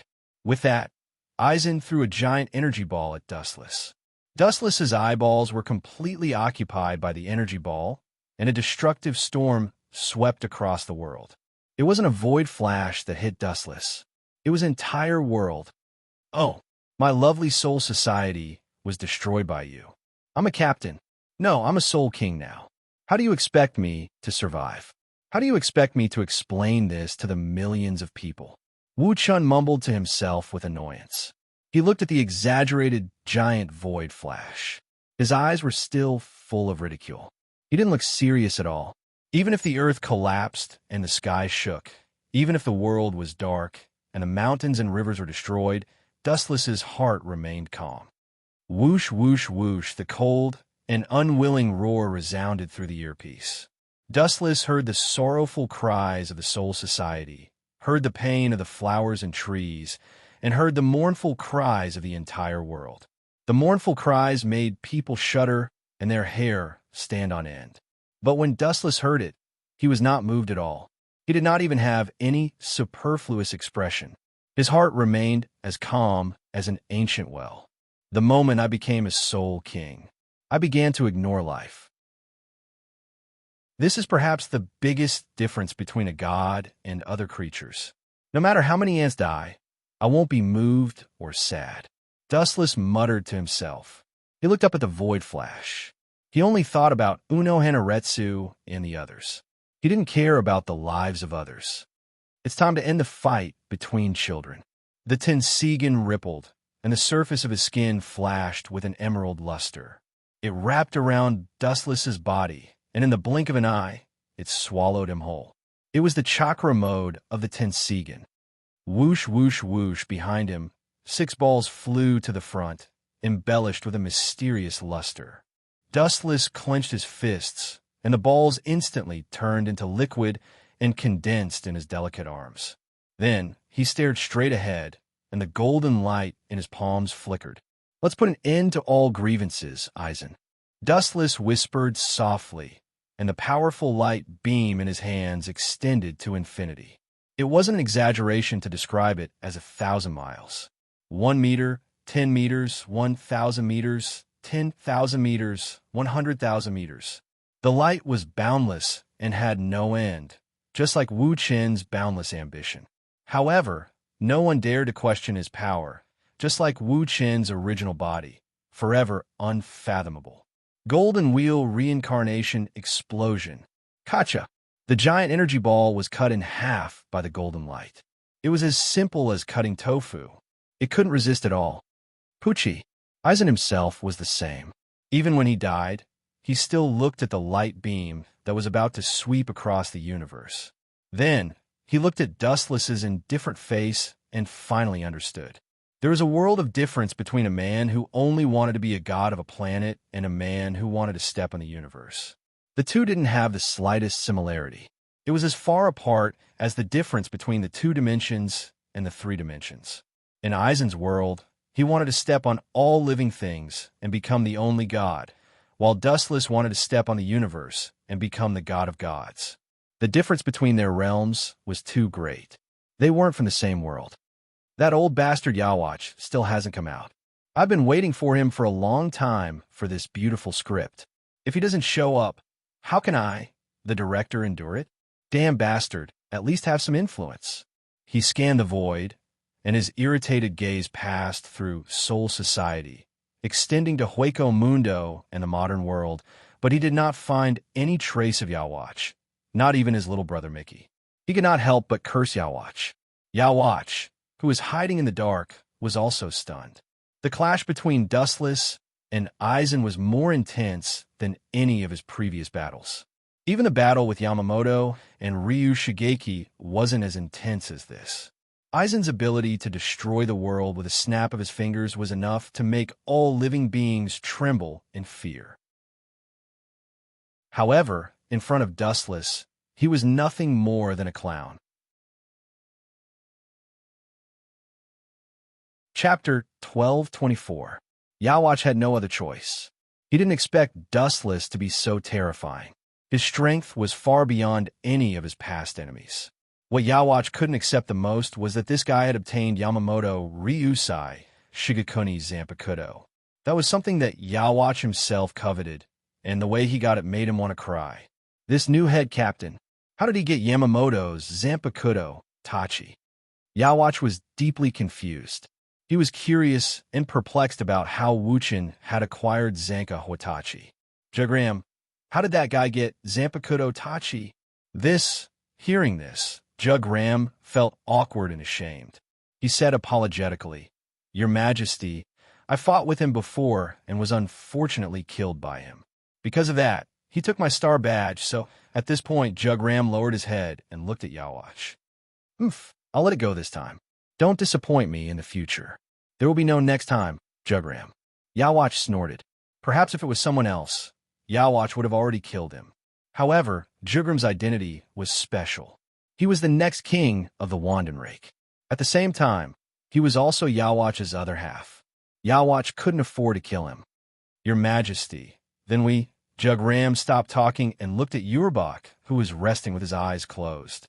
He also fell silent. All the energy in his body had been drained, and he was extremely tired. "Continue hiding. We don't have the right time now." Yawatch waved his hand and said resolutely. When he said that, even he himself felt a little incredulous. It was clearly a once-in-a-lifetime opportunity, but due to the opponent's strength, he had to find such a tongue-twisting excuse. Yawatch himself felt aggrieved and unhappy. He had never felt so vexed before. I thought that Yamamoto Ryusai Shigekuni's death was a good thing. Who would have thought that an even more perverted bastard would appear? He even got the thing I wanted, Zanpakuto Tachi. Some Harbach cursed in their hearts, their resentment rising to the heavens. "Your Majesty," Jagram had naturally noticed Habakkuk's strange behavior and could only smile bitterly. He felt powerless towards Dustless's sudden rise to power and felt that it was inconceivable. A mere person was able to stop the entire Wanless Empire in their tracks. No one else in the world could achieve such a feat. The only person who could do so was Dustless. That heaven-defying absolute strength had suppressed them to the point where they couldn't breathe. They could only hide and hide like they were now. They were no different from street rats that everyone wanted to kill. Allah, you're not dead yet. Your strength. Oh no, I should say that the power of the Hogyoku is not bad." Dustless had a smile on his face. His praise was harsh, making Aizen feel uncomfortable. Aizen stared at him ferociously. His piercing eyes made people shrink back in fear. Looking closely, Sosuke Aizen was still in a dismembered state. "Don't be complacent. No one in this world can end me, not even you." Aizen's Soki eye retorted in a sharp voice. A carefree smile appeared on his face, and his twisted old face was full of pride. He looked at Dustless. His face was clean and emotionless, only a hint of pity. "You're just a dog that I used to attract Habak. Since he hasn't come out yet, do you think you have any value in being used?" "I'm sorry, I don't," Dustless said coldly, sending Sosuke Aizen to hell. At the same time, his chakra began to surge like an ancient dragon that was about to wake up. His aura raged, and the ancient barbaric aura descended. "What's going on?" Sosuke Aizen's face darkened. His unique aura made him feel like he was in the same situation, especially when Aizen felt an extremely dangerous power coming out of Dustless's body. If he wasn't careful, Aizen would be in trouble. Aizen's body that was torn apart by the Golden Wheel reincarnation explosion healed again. "Huh, I have an immortal body. Even if you destroy my body, you can't. I'll end you now." The black sphere floated into the sky, its boundless gravitational force sweeping across Soul Society. There was no limit to it, and even the fluctuations of power passed through Soul Society, strongly affecting the real world and Hueco Mundo. Chibaku Tensei, the gravitational force that destroyed the world, showed its ferocity. The earth that hadn't moved for tens of thousands of years cracked, and the bright sky was covered by the black light. It was just a tiny bead, but it had destroyed the entire world. An unusual vibration spread throughout the entire world. Kakaka, a large mountain, rose from the ground and floated in the sky, approaching the bead. Even Sosuke Aizen was unable to control himself. What the hell is this? How is this possible? Aizen's confident eyes were shaken, and his tone was full of shock. This was the first time he encountered such a strange situation. "You want me to wait for death?" Wishful thinking. With a groan, Sosuke Aizen's Ryatsu began to surge. The Ryatsu melted the floating mountain fragment around him, and he was lucky enough to escape from the gravitational force. Hado 96, Cremation. The ground began to shake, and a giant flame sword could be seen clearly.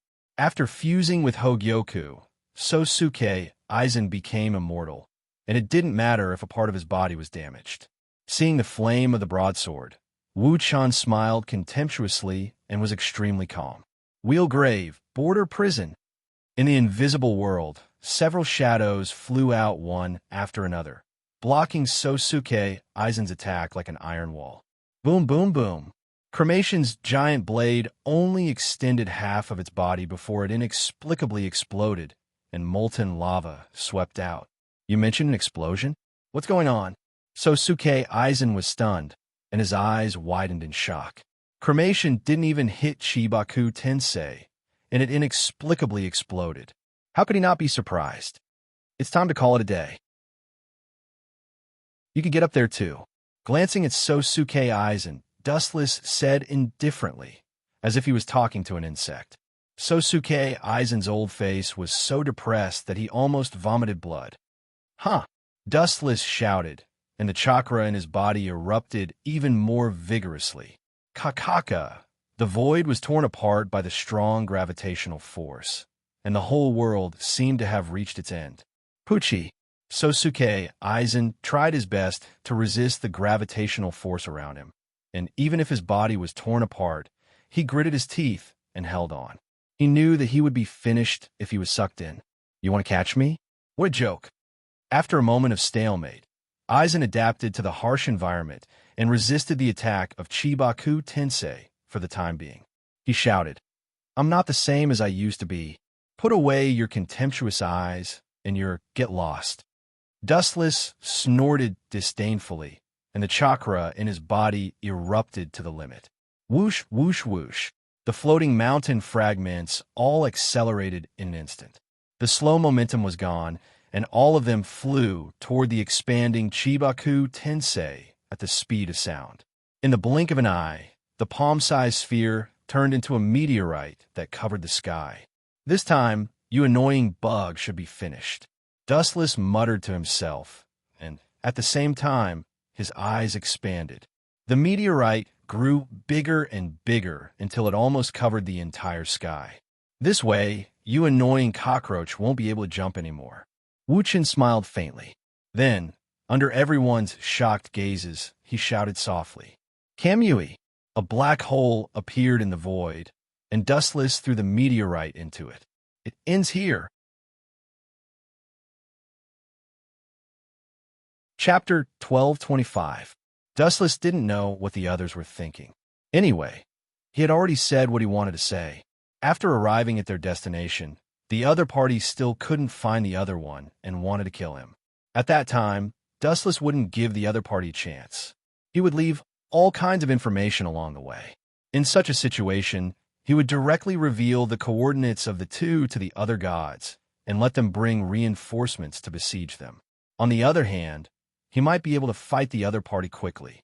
Although he didn't need to directly distinguish the winner, he could carefully fight a battle of attrition with the other party and wait for reinforcements to arrive. In this case, it would be a better and more reliable plan. Dustless's plan was as stable as that, but after coming up with it, it still depended on the black-robed man's decision. The black-robed man carefully observed Dustless in front of him. After careful observation, he felt that Dustless didn't seem to be lying. However, he also knew that these words couldn't be taken lightly. It was very likely that there would be a problem. But now, he had no other choice. He could only try his best to treat a dead horse as a living horse. Therefore, in the face of such a situation, the black-robed man nodded directly to Dustless. "All right, since you've already said so, then I'll fulfill your wish. You'll go with me. The rest of you will stay here and watch over Yido. If Yido shows any abnormal behavior, then you can blame yourself. As long as you're still alive, then it's fine. If I send out a signal, then you can just kill Yido." This time, the black-robed man could be said to have arranged the action clearly. He didn't give the others any chance to survive. In the face of such a situation, Dustless was obviously gnashing his teeth. The black-robed man in front of him said that he believed in him, but secretly, he still didn't trust him. He still left Yido on his side. He probably planned to kill Yido immediately if he found out that Yido had deceived him. Then, the black-robed man would personally kill Yido. In the face of such a situation, Yido directly closed his eyes and didn't say anything. He was always thinking about Dustless in his heart, hoping that Dustless would be safe.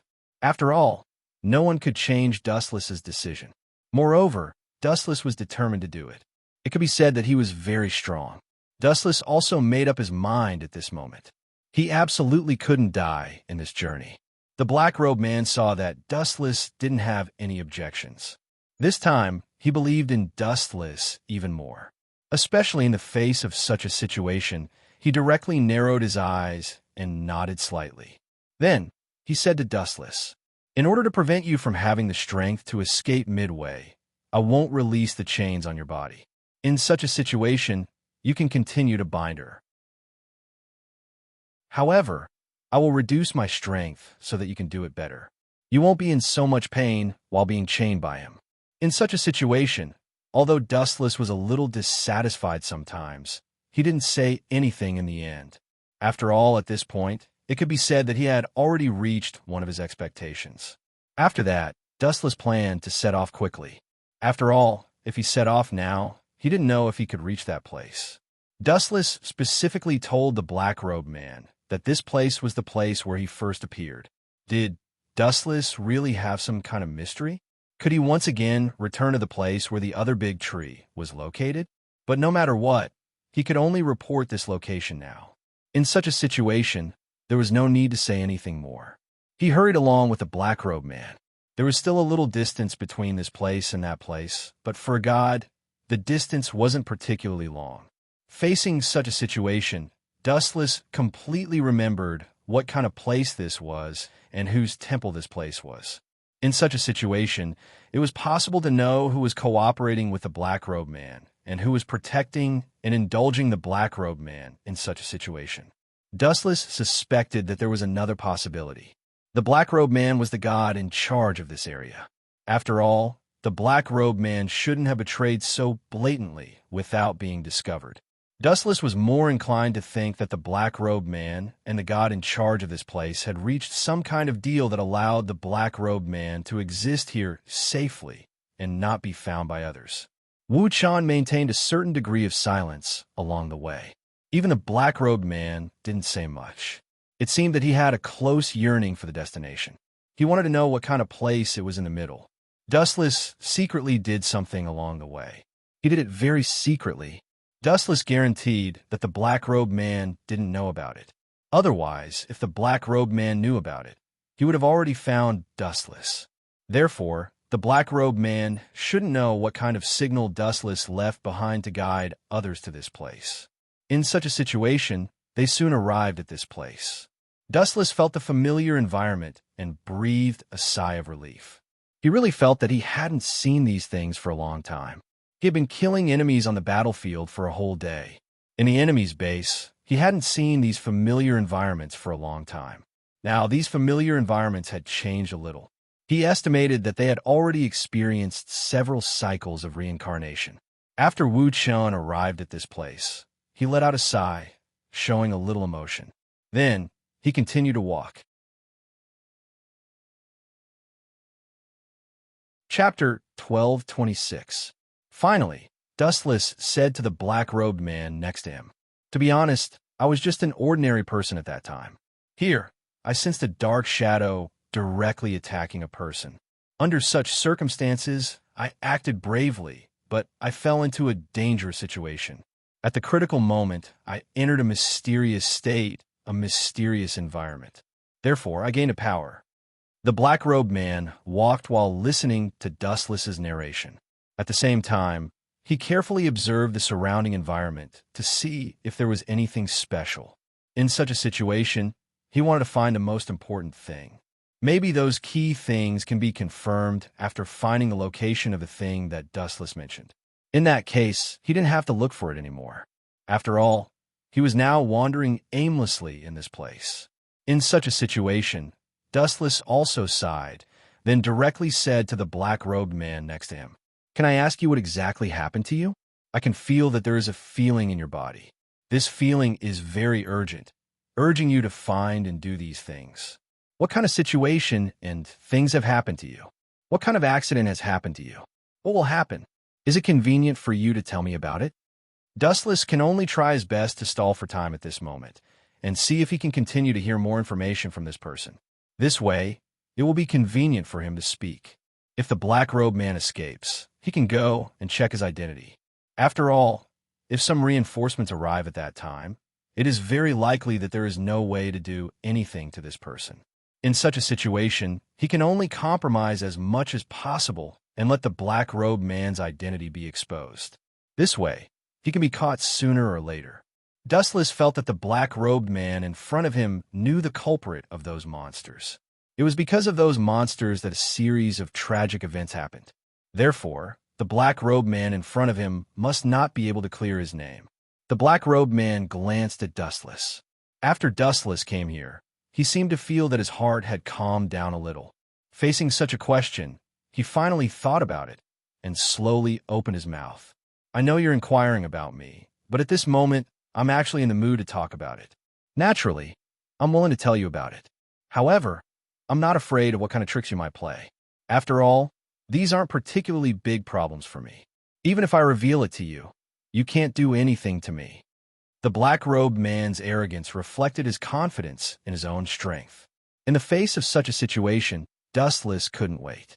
After all, it would be the best situation for him if the black-robed man underestimated him more and more. Therefore, Dustless heard from the black-robed man some things about the examination.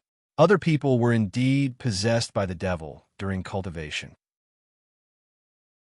Then, under such a situation, he began to think of ways to return to his original appearance, because he really didn't want to become a monster that was neither human nor ghost. However, such a situation didn't improve at all. The black-robed man tried many methods, but in the end, he didn't see any effect. At most, this sentence was effective, but it couldn't cure the root cause at all. In such a situation, it triumphed over other thoughts. He thought of his own people. Now that he had become like this, all he needed to do was to capture more people and conduct more research. Perhaps he would be able to get the final answer. In that case, he might be able to save himself. But he didn't want to waste any more time. Instead, he thought about his own people. When Dustless heard this, he felt that everything was as he expected.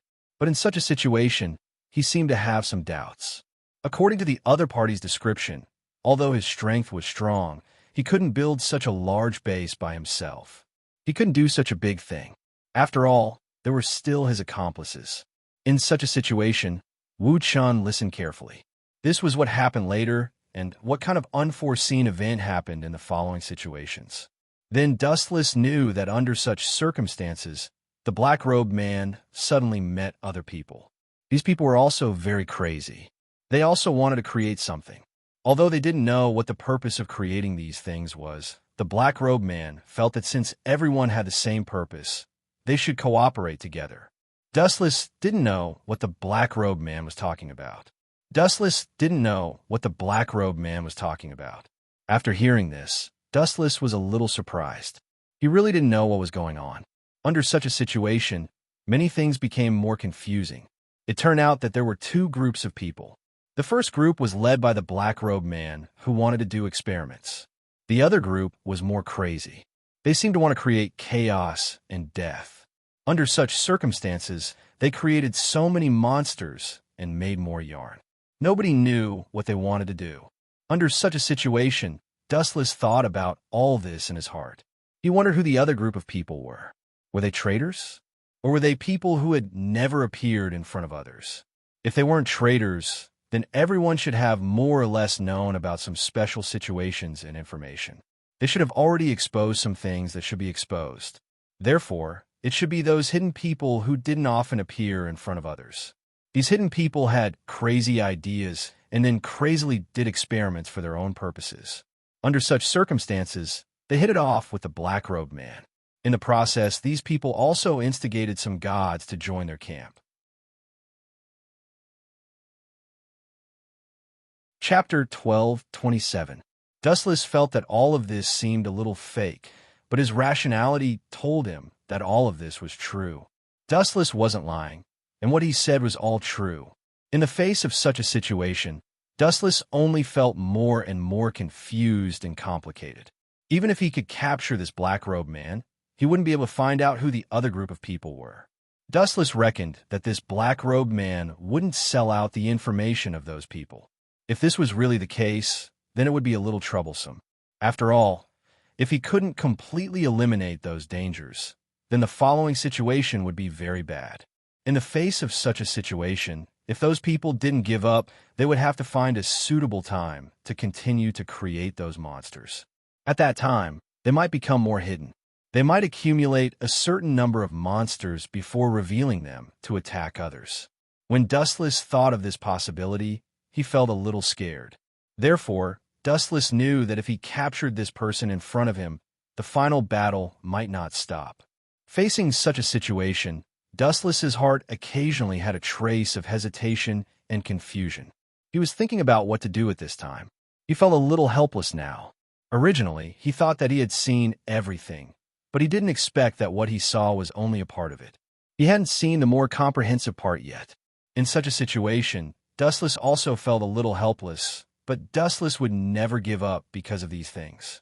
Even if there was still a hidden group of people, Dustless wouldn't give up so easily. He was determined to find those people and eliminate them. Under such circumstances, Wu Chan said to the person in front of him, "I want to know if you're a god or not. Do you have a temple of your own or not? If you do, then how did you hide it from everyone? Could it be that in such a situation, you will continue to divide yourself into two?" Facing such a situation and such a question, the black-robed man was contemplating whether he should continue to hide the truth instead of telling everything to the person in front of him. After all, he wasn't sure if it was a good thing for him to reveal everything under such circumstances.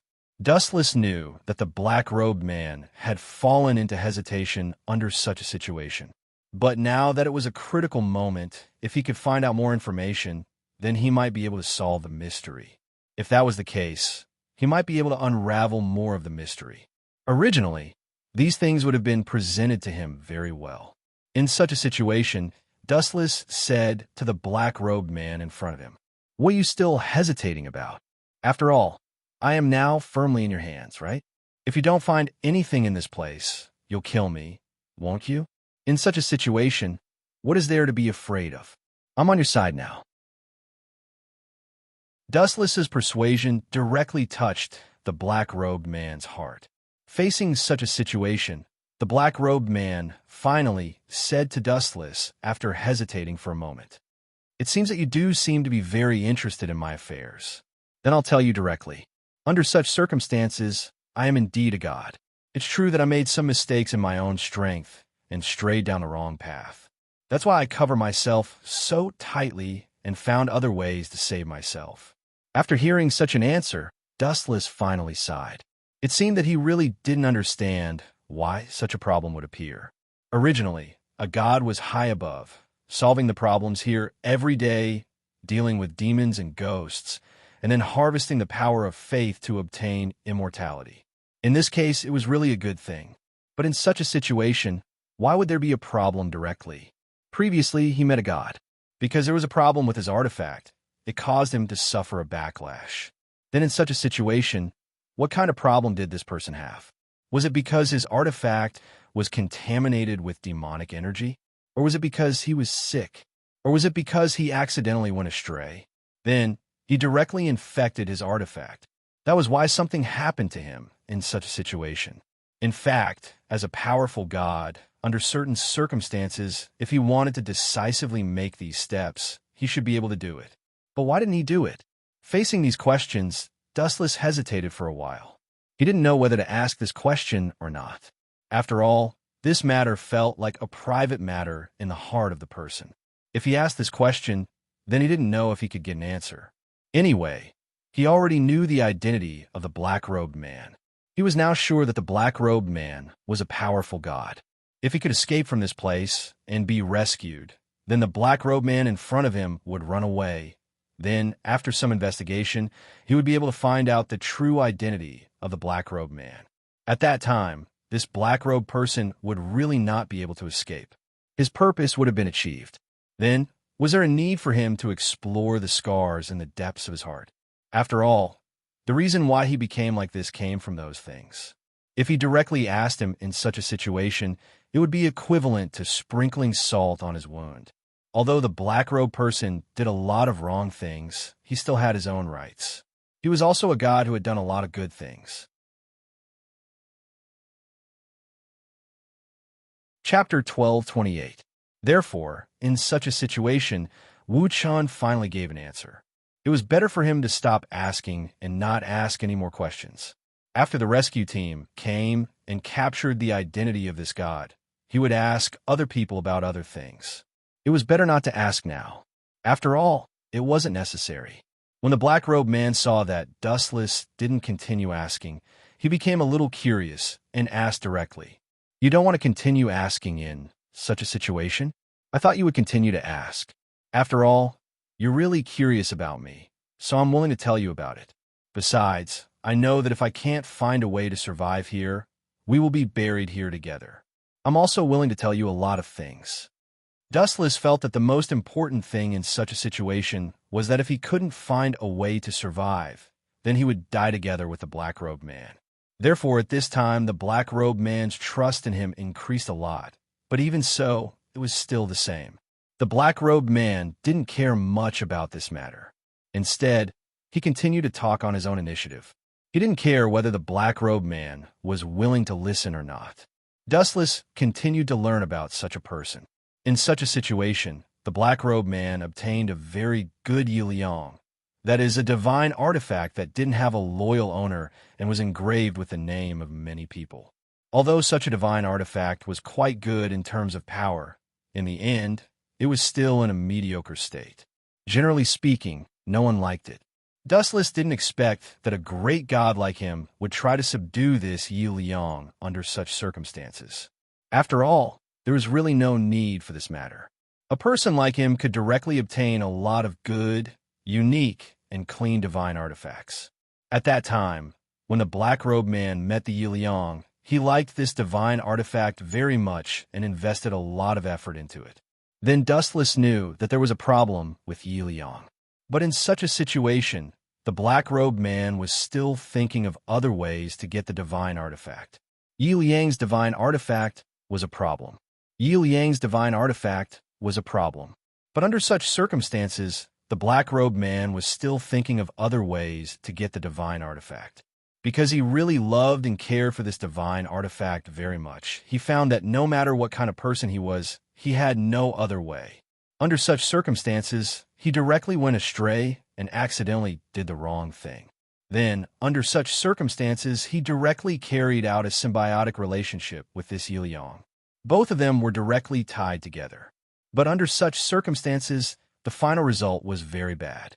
In the end, he couldn't find a solution. On the contrary, Yiliang directly wanted to commit suicide out of guilt to solve all the problems. However, suicide couldn't solve the problem. Instead, it made the problem of the black-robed man in front of him more serious. When Dustless heard this, he felt that this was a tragedy, a tragic one. Dustless didn't know what to say for a while. In fact, Dustless knew that the person in front of him had finally embarked on a path of no return. It was very miserable. Dustless felt that he was a little cruel at this moment, because most of what he said was a lie. The Yiliang didn't have a correct way to survive long ago.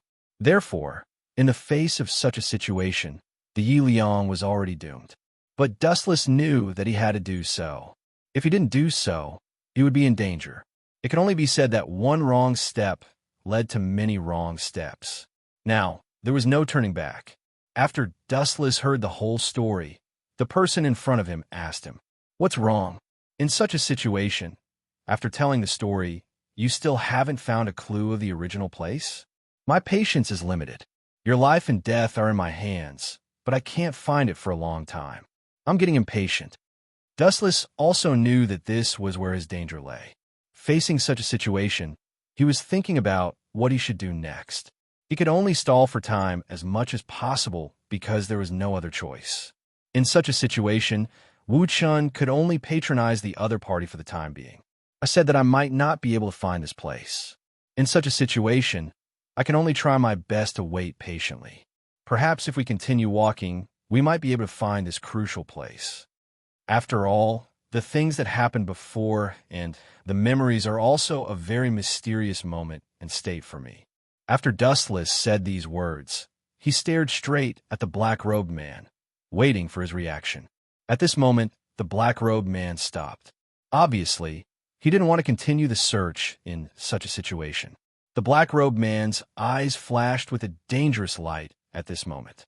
He stared at Dustless and said, "Do you remember last time that you entered such a state because you were on the verge of death? How about this time?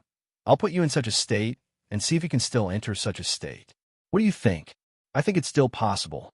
Wu Chan could see that there was some light in the other party's eyes. He knew that he was in danger at this moment. The other party was not negotiating with him at all. Instead, under such circumstances, the other party directly made this decision for him. He was simply making a decision for him. Dustless was thinking at this moment whether he should directly fall out with the black-robed man or continue to pretend in such a situation. Chapter 1229. In such a situation, Wu Chun didn't intend to continue feigning civility with the other party. After all, there was no need to exist in such a situation. If he really continued to act with the other party, if the act became real and hurt himself, wouldn't the loss outweigh the gain? Furthermore, Dustless wasn't willing to entrust his life to someone else. That was the most insecure thing he could do. Therefore, in the face of such a situation, Dustless directly spoke to the black-robed man. "I don't think it's necessary at all. Besides, although you don't have much time left, we're already here. Why can't we continue to be patient? Besides, the story you're going to tell is quite short. Do you think it's realistic to want to find that thing in such a short time? I don't think it's realistic." At this moment, the black-robed man was already brandishing the weapon in his hand. Under such circumstances, the chain on his hand fluttered and his body began to emit some aura. Under such circumstances, it seemed like the black-robed man was about to attack the person in front of him. Dustless also quickly prepared for battle. After all, no matter what, all the tricks he had done along the way should have been sent out. In the face of such a situation, the other party should be able to save him in time. There was no need for him to panic. What Dustless needed to do now was to stall for time as much as possible until the reinforcements arrived. As long as the reinforcements arrived, the black-robed man in front of him wouldn't be able to do anything to him. Therefore, in the face of such a situation, Dustless directly spoke to the black-robed man in front of him. It seems that you are determined to use your method. Then, I have nothing else to say. I can't put my life in your hands like this. After all, this is not a guarantee for me. If you really want to kill me, and I don't have any ability to resist, I will definitely be unwilling to be killed by you. So, I'm willing to fight with you. After saying these words, Dustless directly pulled out his Tang saber and pulled away from the black-robed man in time. During the journey, Dustless had already recovered from the previous battles. Under such circumstances, Dustless already knew how to fight this battle. This battle was a battle of life and death. There wouldn't be a battle of attrition. This time, the black-robed man would definitely be serious. Therefore, in the face of such a situation, what he had to do now was to fight with all his might. Then, he had to probe the black-robed man's strength. In such a situation, he had to rely on what kind of ability the black-robed man had to reach this stage.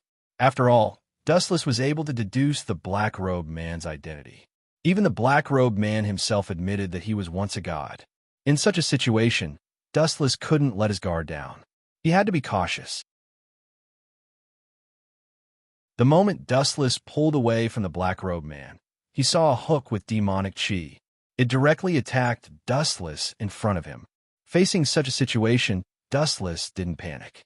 He calmly dealt with the situation and directly used his Tang saber to block the black-robed man's attack.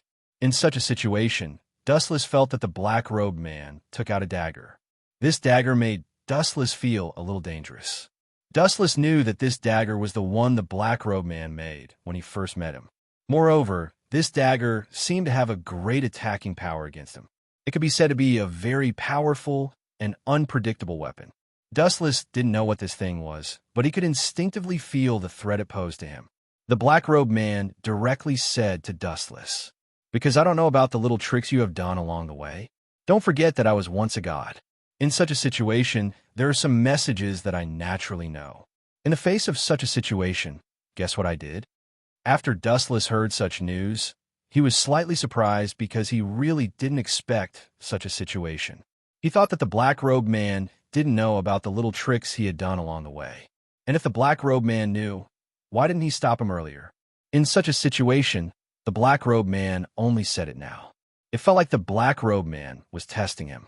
Moreover, according to the black-robed man's temper, if the black-robed man knew about the tricks he had done along the way, then the black-robed man would naturally know that he was lying to him. There was no need for the black-robed man to follow him all the way to this place. It would be better for the black-robed man to attack him directly. Therefore, Dustless continued to pretend that he didn't understand anything and said to the black-robed man with some doubts, "What tricks? I don't know. In such a situation, I clearly didn't do anything, but you said so. I really don't understand." After hearing these words, the black-robed man smiled and said directly to Dustless in front of him, "There's no need for you to put on a show with me, because there's really no need for it. I've been indulging you all this time because I want to know if what you said is true or not. After all, it could be half true and half false." After hearing the black-robed man's words, Dustless knew that the black-robed man had seen through him a long time ago. The black-robed man just didn't say anything because of the black-robed man's last wish. But because of his current actions, the black-robed man had already determined that the black-robed man's wish was completely destroyed. There was no way to save the black-robed man. Therefore, the black-robed man wanted to kill him and bury him with the black-robed man. Dustless was naturally unwilling to agree to such a situation. Fortunately, he wanted to know if all his plans had been seen through.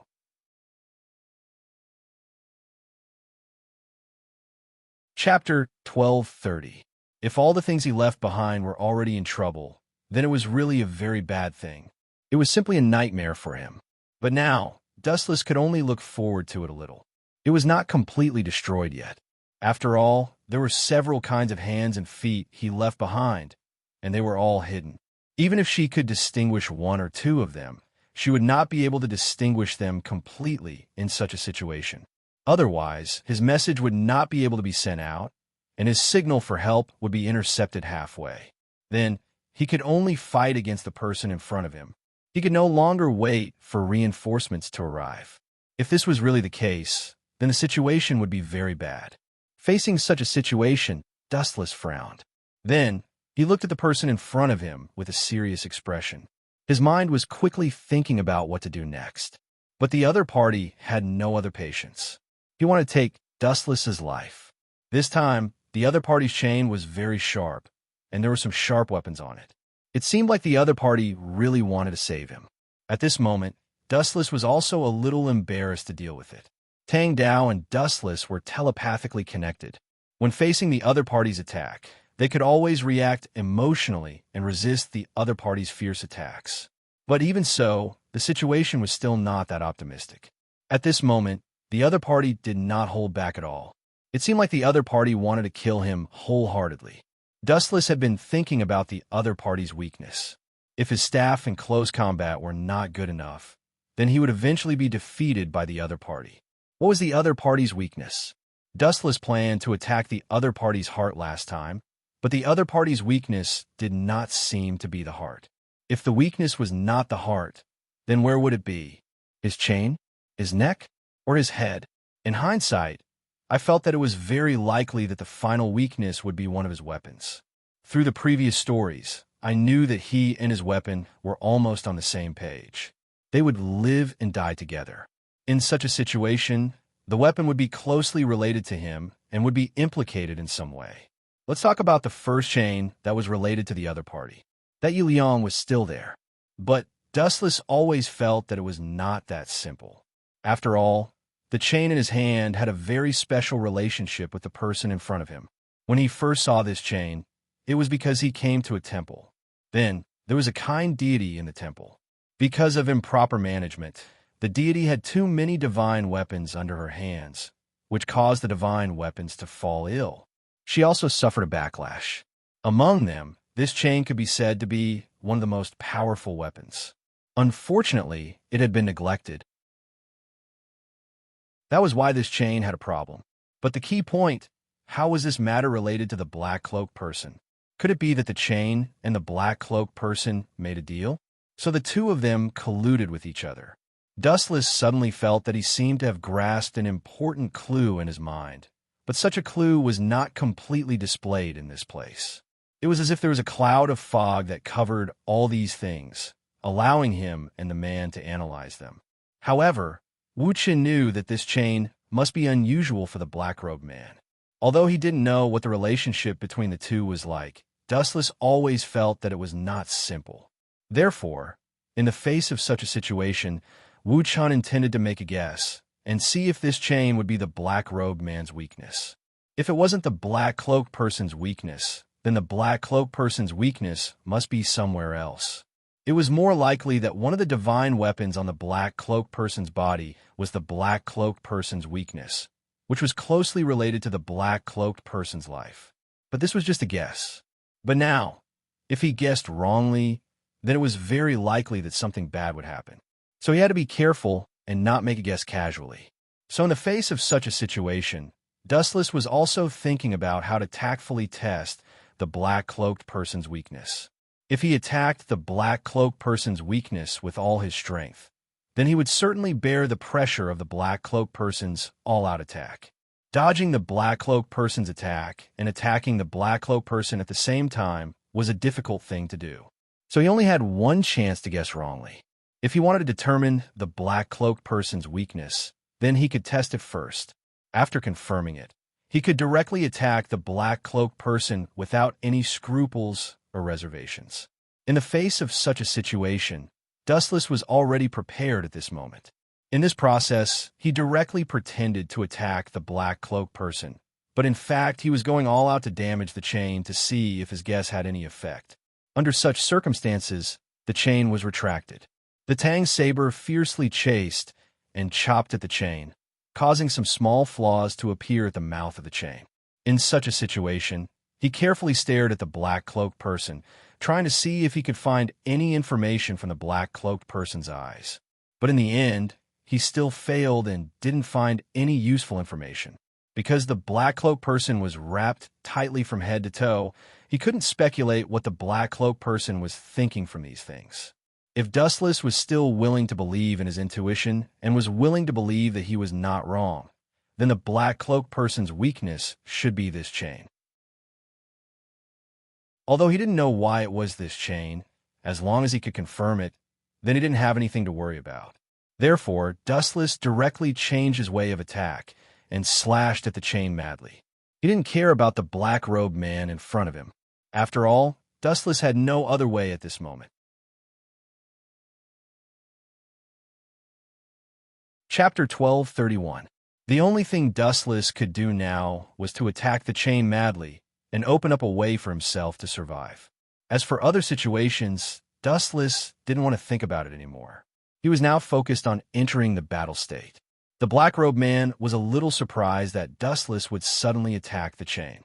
In such a situation, he directly began to attack in close combat. On the other hand, the chain was attacking from afar. After Dustless saw the black-robed man's action, he felt that his speculation was more reliable. If his guess was wrong, then the black-robed man didn't need to be so agitated. As long as the black-robed man attacked the other chain, it would be more advantageous for the black-robed man. However, the black-robed man didn't do that. In such a situation, it meant one thing. That was, the black-robed man must care about this chain. Although he didn't know what this chain meant to the black-robed man, but he could definitely see the importance of this chain to the black-robed man. He didn't know what was so important about the Dustless line, but in such a situation, it didn't stop him from launching this crazy attack. Even if the other party attacked him in close combat, he would still have the time to attack the chain as hard as he could as long as he was prepared to respond. The gaps on the chain became more and more under Dustless's crazy attacks. It looked a little scary, but Dustless also didn't feel good because he had consumed too much of his energy because of these attacks. In the process of the battle, the black-robed man didn't show any strange situation. It was good that he suddenly felt a little uncertain. However, he knew that he couldn't panic now. There was no turning back for him now. After all, now that he had reached this point, even if the path he took was wrong, he could only brace himself and go on. It was just that he knew that there was no other way. In such a situation, Dustless planned to attack the black-robed man directly with the chain. He wanted to see if the black-robed man was affected by his attack power. If the black-robed man was really affected by his attack on the chain, it meant that the black-robed man's situation was his weakness. Then, he would have to attack the chain crazily, and the black-robed man would have nowhere to hide. So after he thought about these things, he quickly began to act. In the face of such a situation, he pretended to attack the chain, but in fact, he was attacking the black-robed man in front of him. The black-robed man didn't expect that Wu Chun would directly attack him. Then he attacked himself.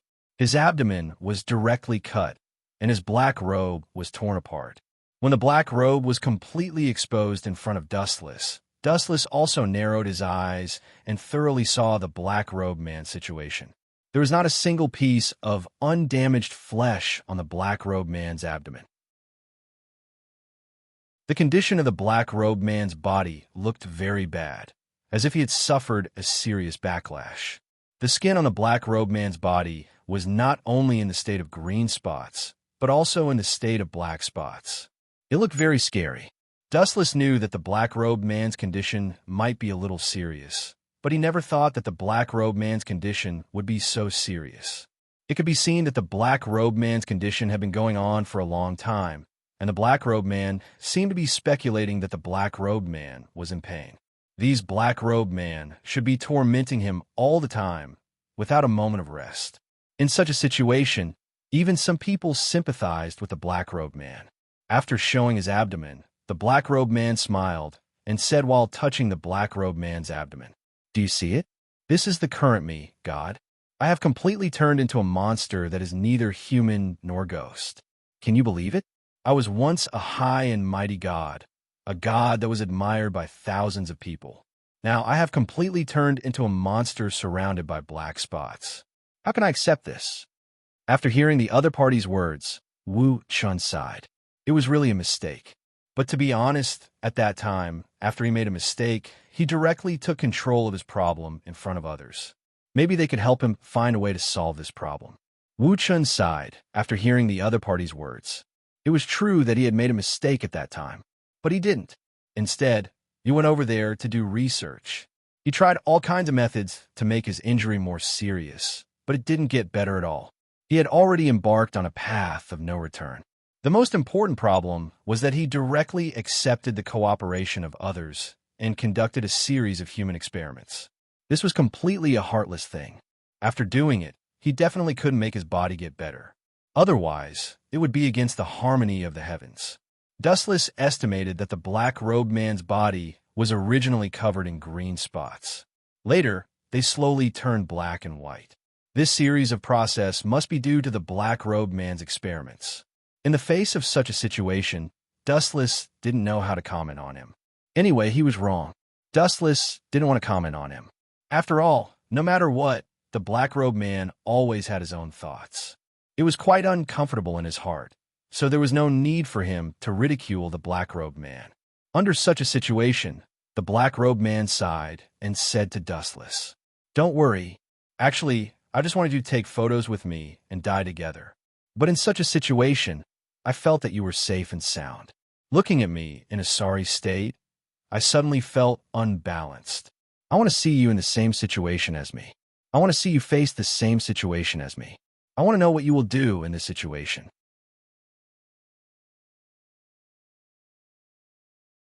Chapter 12:32.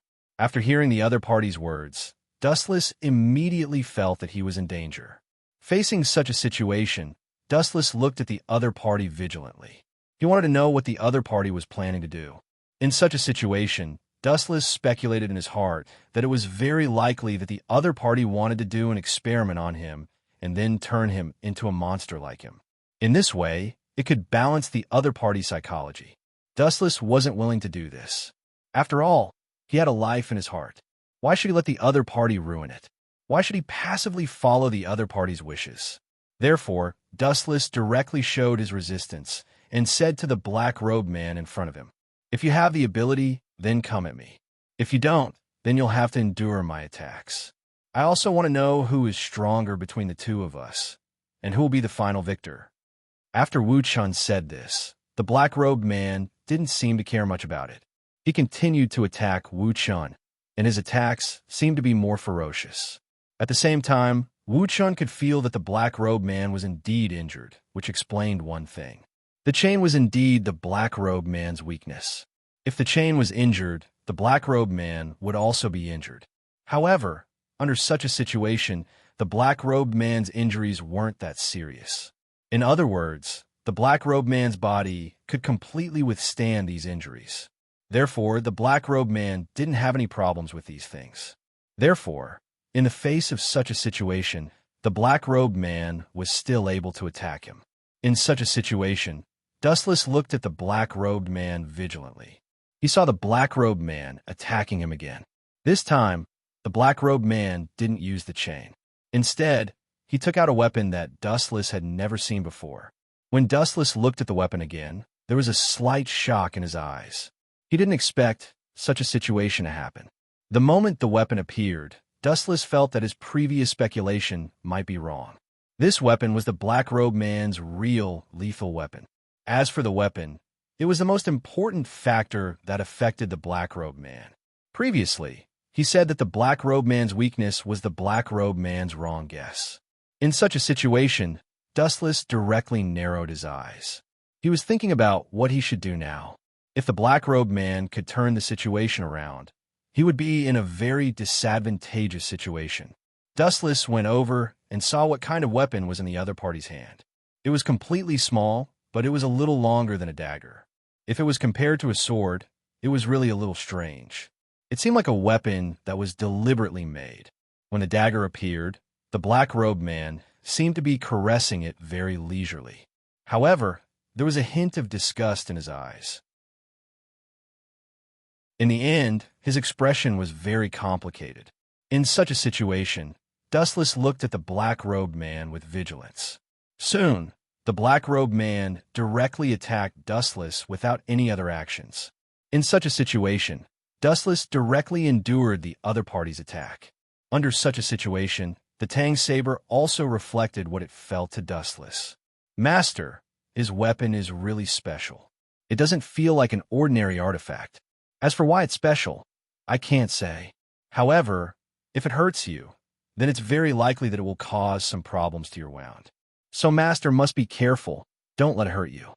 In such a situation, Dustless was also very careful and vigilant. He also understood that this was what he should do at this moment.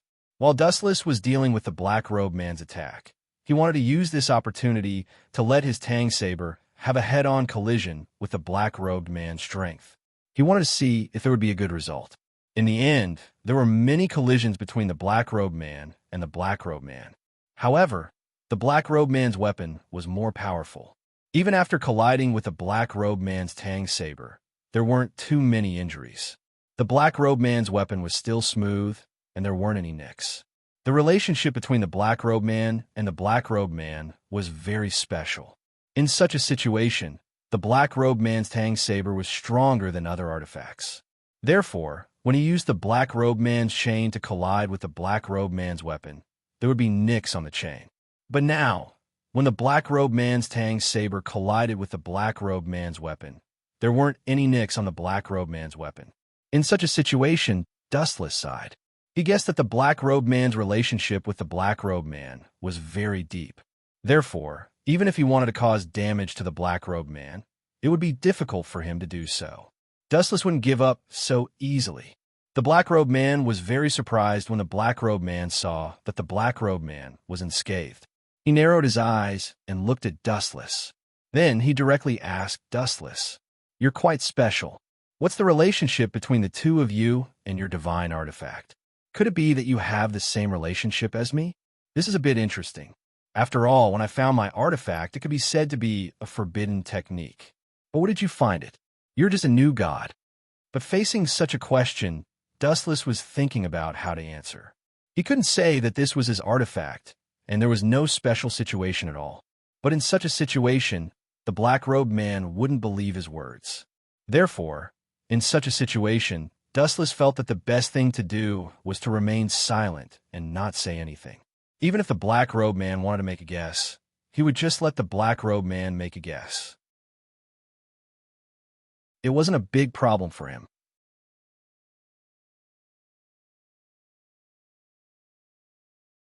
Chapter 1233.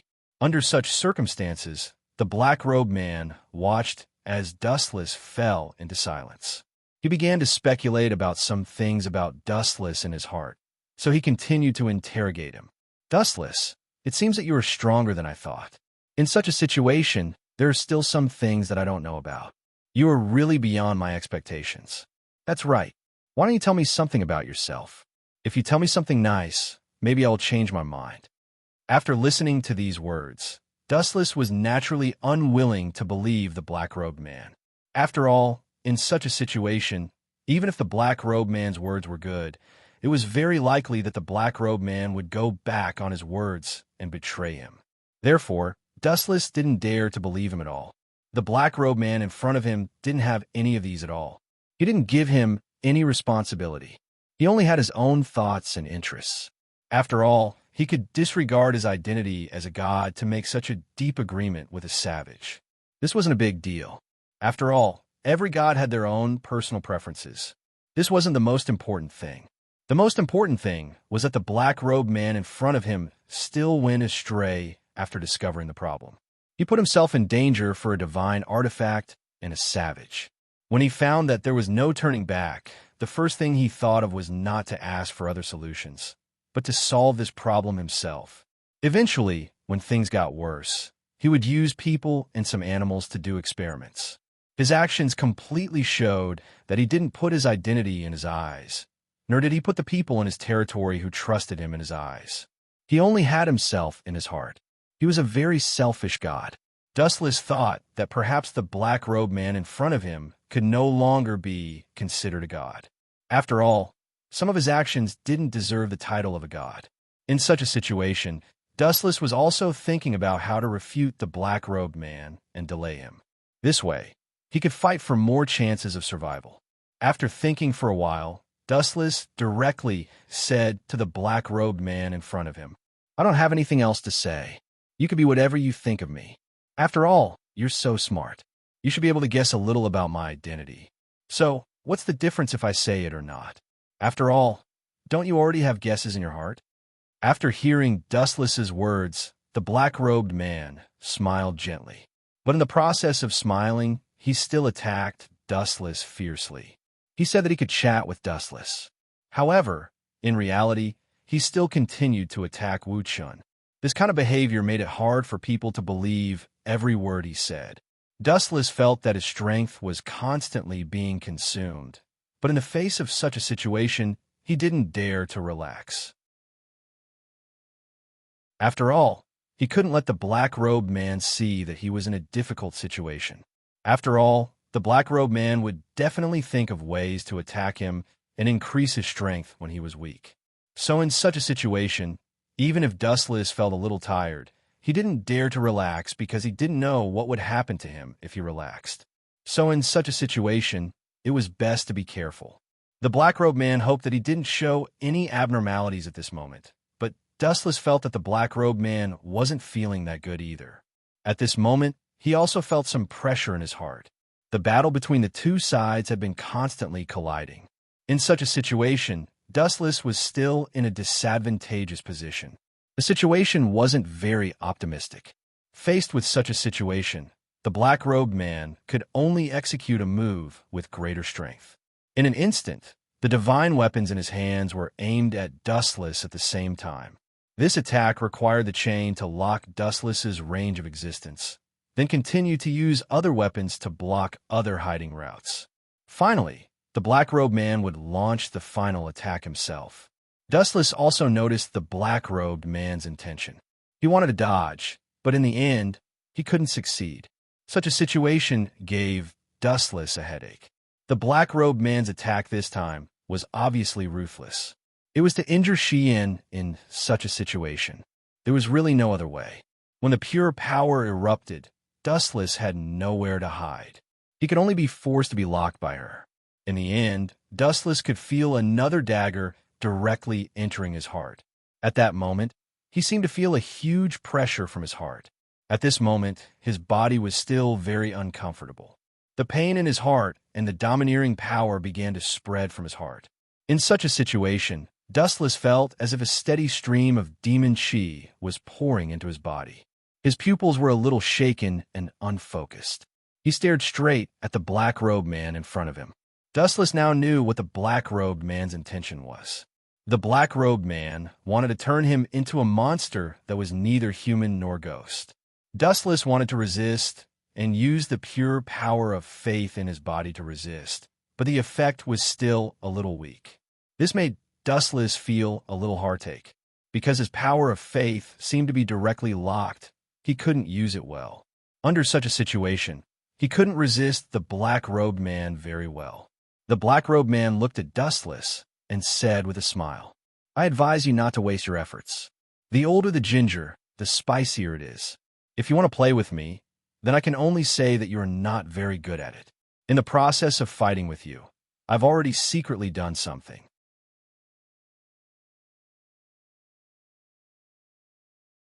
Chapter 1234. After Dustless heard these words, he was very surprised. He didn't expect that the other party would still be able to do something to his body under the intense collision between weapons. He didn't expect this at all. Dustless wanted to say something, but he was already surrounded by pain all over his body. Even if he wanted to say something, it was still an unbearable situation. Such a situation also made him very distressed. At this moment, the black-robed man also increased the strength of his hands. In such a situation, he directly continued to speak to Dustless. "I know that you have a lot of speculations about me in your heart. I also know that in such a situation, you may think that I didn't do a good job. You may think that I'm incompetent, but you can't deny my previous achievements because of what I'm doing now." At this moment, Dustless had already felt that the demon aura in his body was in a very bad situation. It was sweeping around and destroying everything around him. These things made Dustless feel pain. His entire body at this moment felt that the bad power began to spread directly to his limbs. Dustless could clearly hear what the black-robed man was saying, because every time he was distracted, the other party would always inject demon aura into his body and cause him excessive damage, causing him to instantly wake up due to the pain. Facing such a situation, Dustless didn't know what to say for a while. He could only say that the other party was cruel and made him go through all this. Under such a situation, the black-robed man in front of him spoke to Dustless instead. "It's painful, right? I was also in great pain back then. After experiencing all these things and situations, I don't feel any regret. After all, no matter what, I feel that even if I were to go back in time, I would still do the same." At this moment, Wu Chen's strength began to dissipate slowly. His whole body was in a state of powerlessness, which made people feel helpless. Dustless could only slowly listen to the black-robed man's words in his ear. He knew that the black-robed man was admiring him losing his vitality bit by bit under such a situation. His body was completely occupied by demon aura bit by bit. "I want to look at you carefully. I want to see your current situation and the changes that are happening to you at this moment, because I'm really curious about you. I really want to know what's so special about you. You're different from other people. I've already noticed this a long time ago. In such a situation, I've always wanted to know what's so special about you, but I didn't have the chance to study it." After hearing these words, Dustless couldn't help but laugh at the black-robed man in his heart. "You want to explore the mysteries of my body? How could it be so simple? After all, the mysteries of my body shouldn't be fully explored by anyone in this world." Therefore, Dustless didn't panic at all. Dustless didn't say these words out loud. After all, he was now unable to speak because of the power in his body. Another reason was that under such a situation, he didn't know how to explain it to the black-robed man. Sometimes the black-robed man might not necessarily believe what he said, because sometimes it was really too unbelievable. In April, Dustless wouldn't reveal his secret. He would only hide it in his heart. The black-robed man didn't expect Dustless to respond in such a situation, so he just made his own guesses bit by bit.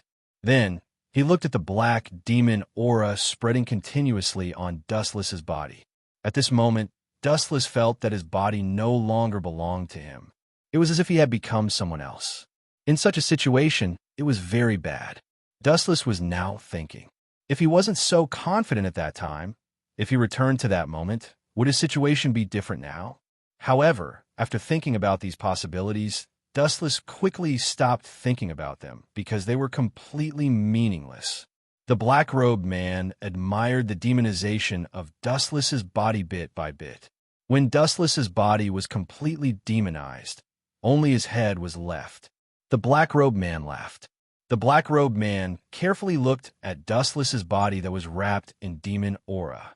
It was he who once again ridiculed him. "You can't imagine it now, can you? Your entire body is now wrapped in demonic chi, just like how you saw me in my other state. However, I reckon that you probably can't imagine it either. It's really a pity." Dustless couldn't know what he looked like now, but in fact, he could imagine it. After all, it wasn't like he hadn't seen this situation before. Dustless felt that his body no longer belonged to him. He was completely numb. In the face of such a situation, Dustless was thinking about what he should do next. If his body was demonized and he really became like the black-robed man, then what should he do?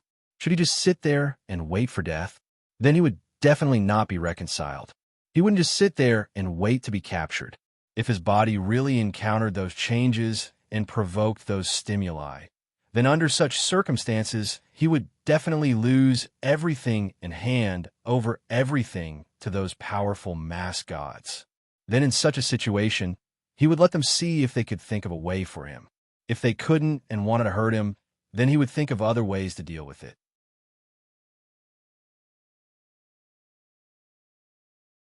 Chapter 1235. Kurosaki Ichigo and the rest were shocked and angry. Dustless didn't treat them as humans at all. It was like watching a monkey perform. How could they not be angry? Wu Chun simply treated them as animals to please. What kind of humiliation was this? "Everyone, let's attack together. Anyway, this guy has already shed all pretense of cordiality. He won't let us go easily." Ishida Yulong's two arms were like black holes, attracting a large amount of Reiki. In an instant, the Reiki condensed into a crystal-clear bow and arrow. Moreover, there were countless arrows that emitted cold light. Really? It's this kind of weak attack again. Who do you think I am? Dustless curled his lips in disdain.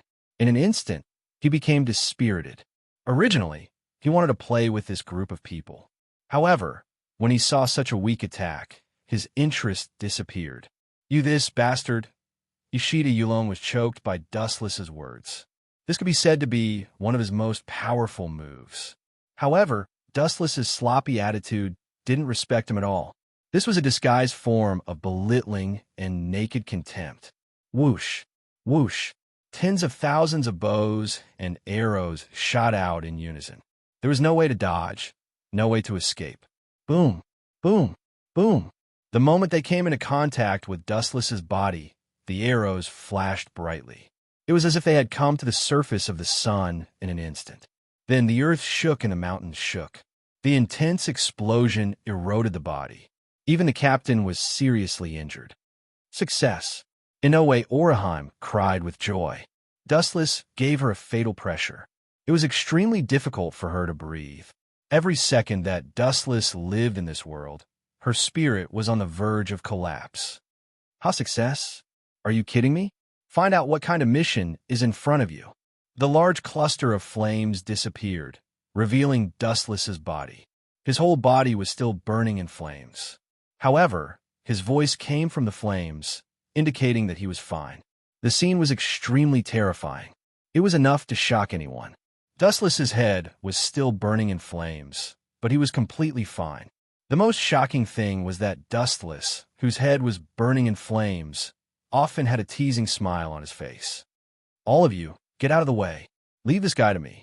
T-Tiger stepped in front of Ishida Yulong and Inoue Oraheim. A strange arm extended from his right arm.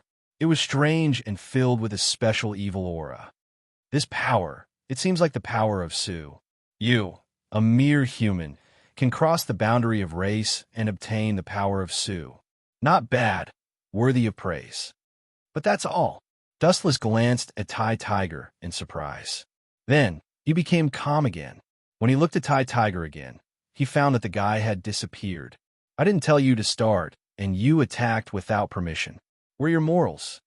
Dustless looked around and complained. You don't know how to follow the rules at all. Boom, boom, boom. The back of Dustless's head trembled. A strong and powerful fist hit Dustless. Because the power was too strong, the air was filled with the danger of suffocation. I gave you a chance to sneak attack, but your performance is too troublesome. Dustless turned his head and glanced at T-Tiger behind him. His Zanpakuto swept out. Your performance is over. I don't have much time. It's time to change. The weak cold light turned into an overbearing slash, and T-Tiger was easily destroyed by the explosive force. Pucci, a living person, was cut in half by Dustless. Tiger. The mournful scream made people twitch. Looking closely, it was Inoue Oraheim and Ishida Yuryu with red eyes. Of course, there was also Shinozaki Ichigo, but even a cheat has its limits. Against Dustless, Shinozaki Ichigo was destined to die here. Whoosh, whoosh, whoosh. The black crescent moonlight was slanted, and the places it passed by were dead silent. Under this destructive momentum, everything that blocked it was as fragile as snow. Gitsuga Tensho. The black moonlight magnified again, covering the layers of void, tearing a huge crack visible to the naked eye. Instead of calling it a slash, it was more like a crescent moon-shaped black hole attacking. Because everywhere Shinozaki Ichigo slashed, everything turned into fragments, revealing the abyss of the universe. Yawn. Yawning lazily, Dustless gradually became sleepy. He said impatiently, Shinozaki Ichigo, let's end the grudges of the past today. Although I killed your parents, your friends, and will kill you soon, you're two sisters and I have no grudges. So let me help you take care of them. Pucci. Hearing this, Shinozaki Ichigo's lungs churned, and he spat out a mouthful of blood uncontrollably. He glared at Dustless with fire in his eyes and shouted angrily, "My parents are yours, you bastard! Some people like to die, so I can only reluctantly send them off." Wu Che shrugged helplessly. Then his gaze fell on Ishida Yuryu, and he said bluntly, "Your father, too. I found him an eyesore, so I sent him to heaven to meet his deceased wife. The two of you should thank me properly." Shinozaki Ichigo and Ishida Yuryu were trembling with anger. Their eyes turned red, and they were filled with violent hostility. Their murderous gazes were locked on Dustless. TSK, I sent your father to heaven to meet his deceased wife, and they were happy. But you two bastards actually pointed your swords at me. You're worse than pigs and dogs.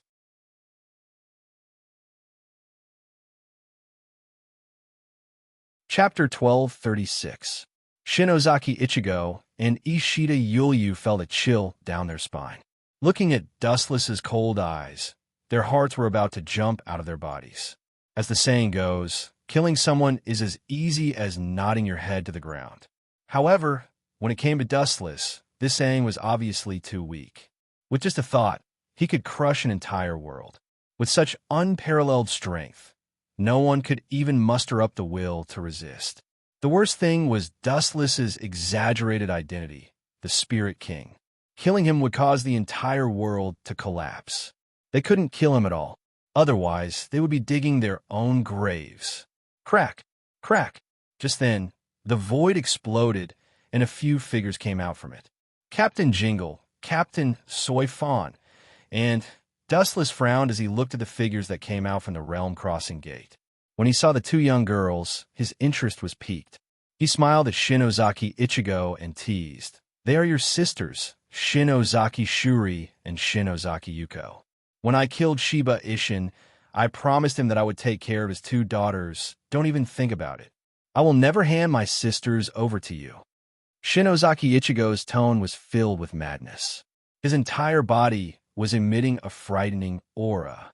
That crazy gaze that seemed to want to drag everyone down with him was extremely intimidating. Even Unohana Retsu, who was swept by it, frowned slightly. "Captain Jingle, why aren't you bringing them over?" Dustless said lazily as he hooked his finger at Jingle Shunshui. However, Jingle Shunshui was indifferent. He looked at Dustless with a complicated gaze. He took a deep breath and said, "Without a doubt, since you are the Spirit King, you are the one I am absolutely loyal to. However, before that, I have a question to ask. Did you have anything to do with Fujitake's death?" After he finished speaking, Jingle Shunshui stared at Dustless. He was completely different from his usual carefree self. His eyes were sharp. As long as Dustless was lying, he would be able to tell. "It is indeed you." Jingle Shunshui felt as if he was struck by lightning. His body trembled violently. He was usually calm and composed, but now he was panting heavily. At first, he felt that there was something wrong with Yukitake Jushiru's death. It happened so suddenly, and the deaths of several captains were too strange. However, because Wuchen was the head captain at that time, he couldn't investigate to the end. So what were you going to do? Wu Chun, who had completely shed all pretenses of cordiality, was too lazy to say more. He shook the sharp sword in his hand. His meaning was self-evident. "Do you still need to say it?" Hearing this, Shunsui immediately pulled out his Zanpakuto, and his spiritual pressure rolled as he said hoarsely, "The entire Soul Society knows about my relationship with Fujitake. Now that he has been killed by you, we will not rest until one of us is dead." Naturally, Puff, S's, Shunshui felt, S's he felt, S's, and Felt's felt, Estiditawistitawis he felt, S's, was S's heart's heart, S he's, to kill, S to die, SS his's, fight to the death. Sorry, you don't deserve it. 8054, waste flame. Whoosh, whoosh, whoosh. A round flame flew out like a flying saucer. Although it was only the 54th Hado, Jingle Shunshui, who was seriously injured by Dustless, had no extra strength to resist. Boom, boom, boom. The flame engulfed Jingle Shunshui, and the high temperature melted everything. When the flame dissipated, Jingle Shunshui was also destroyed. Seeing this scene, Kurosaki Ichigo and Ishida Yulon were both unwilling. The so-called captain-level Shinigami was just an ordinary human in front of them. Holy Destruction Arrow. In the distant sky, countless cold lights suddenly came. All of them were arrows. It was a unique attack of Quincy, but the one who attacked was not Ishida Yulon. Silver Wheel Reincarnation Explosion. A majestic sword blade storm emerged, instantly disintegrating the incoming arrows as if they were nothing. You are finally here. There is Havoc. His sight was fixed on the figure in a cloak in the distance. His eyes were like torches, and his deep and raging red eyes were majestic. Of course. Havoc smiled confidently and said calmly, "You can kill Yamamoto, but you can't do anything to me. Without enough confidence, I won't come out." A grin appeared on the corner of Havoc's mouth. He could feel the deadly pressure, but his expression did not change. His deep eyes were extremely gloomy and cold. "Bring him out for me. Let this new Spirit King take a look." Dustless didn't say anything. He knew Havoc's character. He would never do something he wasn't confident in. If he dared to come out and seek death, it meant that he had a life-saving trump card. Ka-ka-ka. Bursts of white light swept across the void and transformed into a door.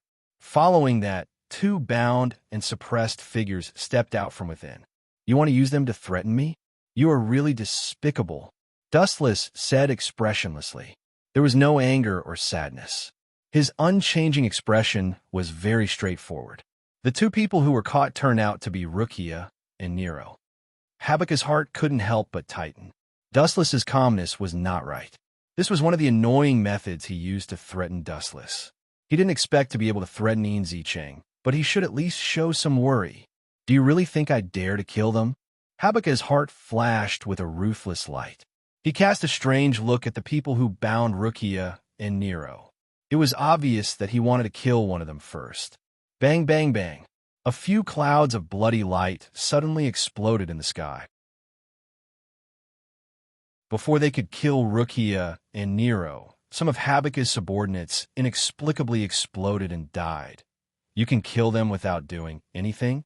Havoc said in shock. Jugram beside him was also confused. Dustless really didn't do anything. Two idiots. Dustless's heart was filled with disdain. He activated the shadow door of the Tomb of Reincarnation, border prison, and surrounded Havoc and Jugram.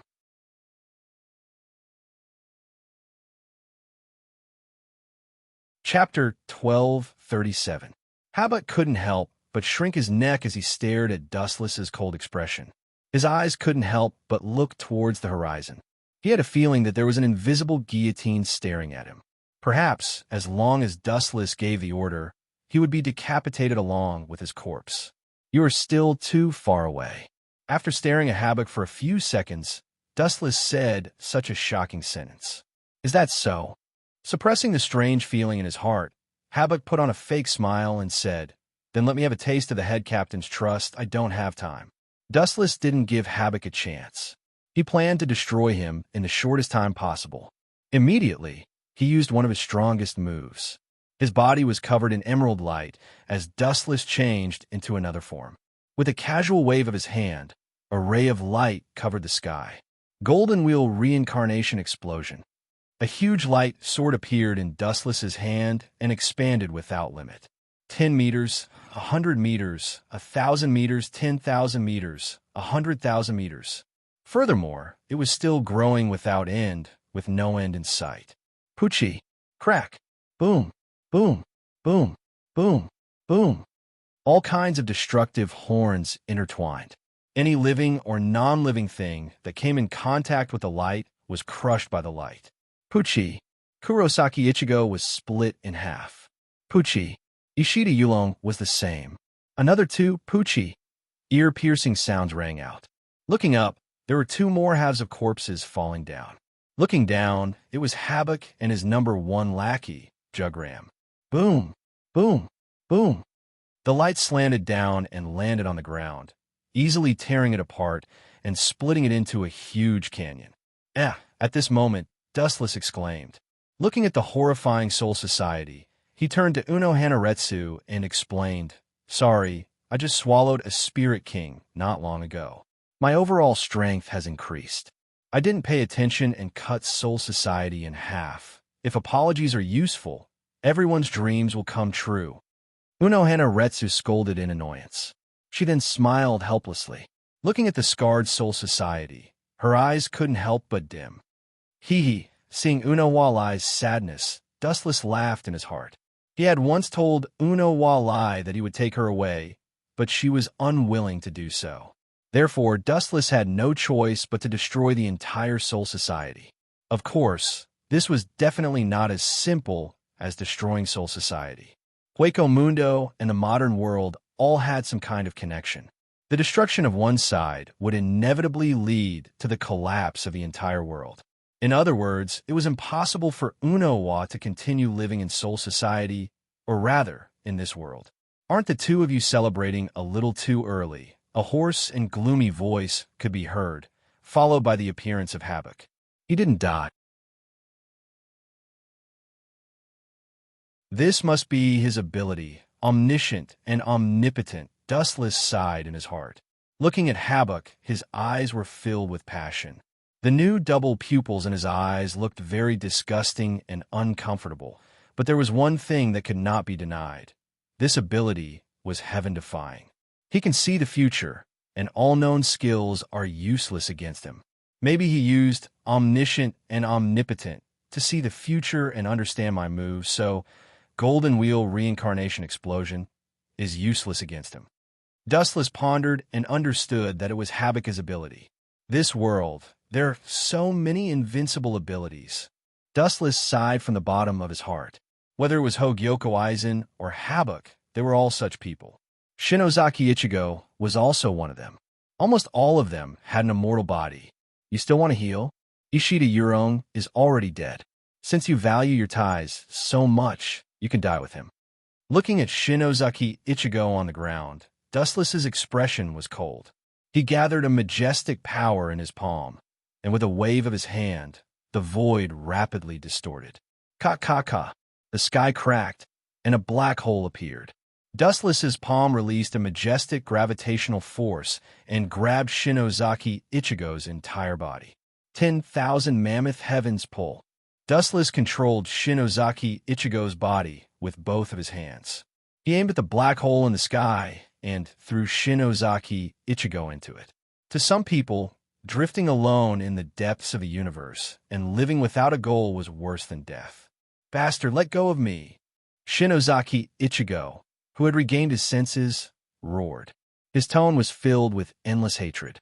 He locked his gaze on Shinozaki Yuko and Shinozaki Shaylee and said, "They are my only family left. You can't." Dustless suddenly floated in front of Shinozaki Ichigo and showed an ambiguous smile. He looked very evil and promised, "Your sister, I'm here. Don't worry. I'm going to kill you." Hearing this, Shinozaki Ichigo was furious. He thought to himself that it was because of you that he was worried. You can live in your sister's shadow forever. Glancing at Shinozaki Ichigo, Dustless gathered a high-density light under his feet. Light speed kick.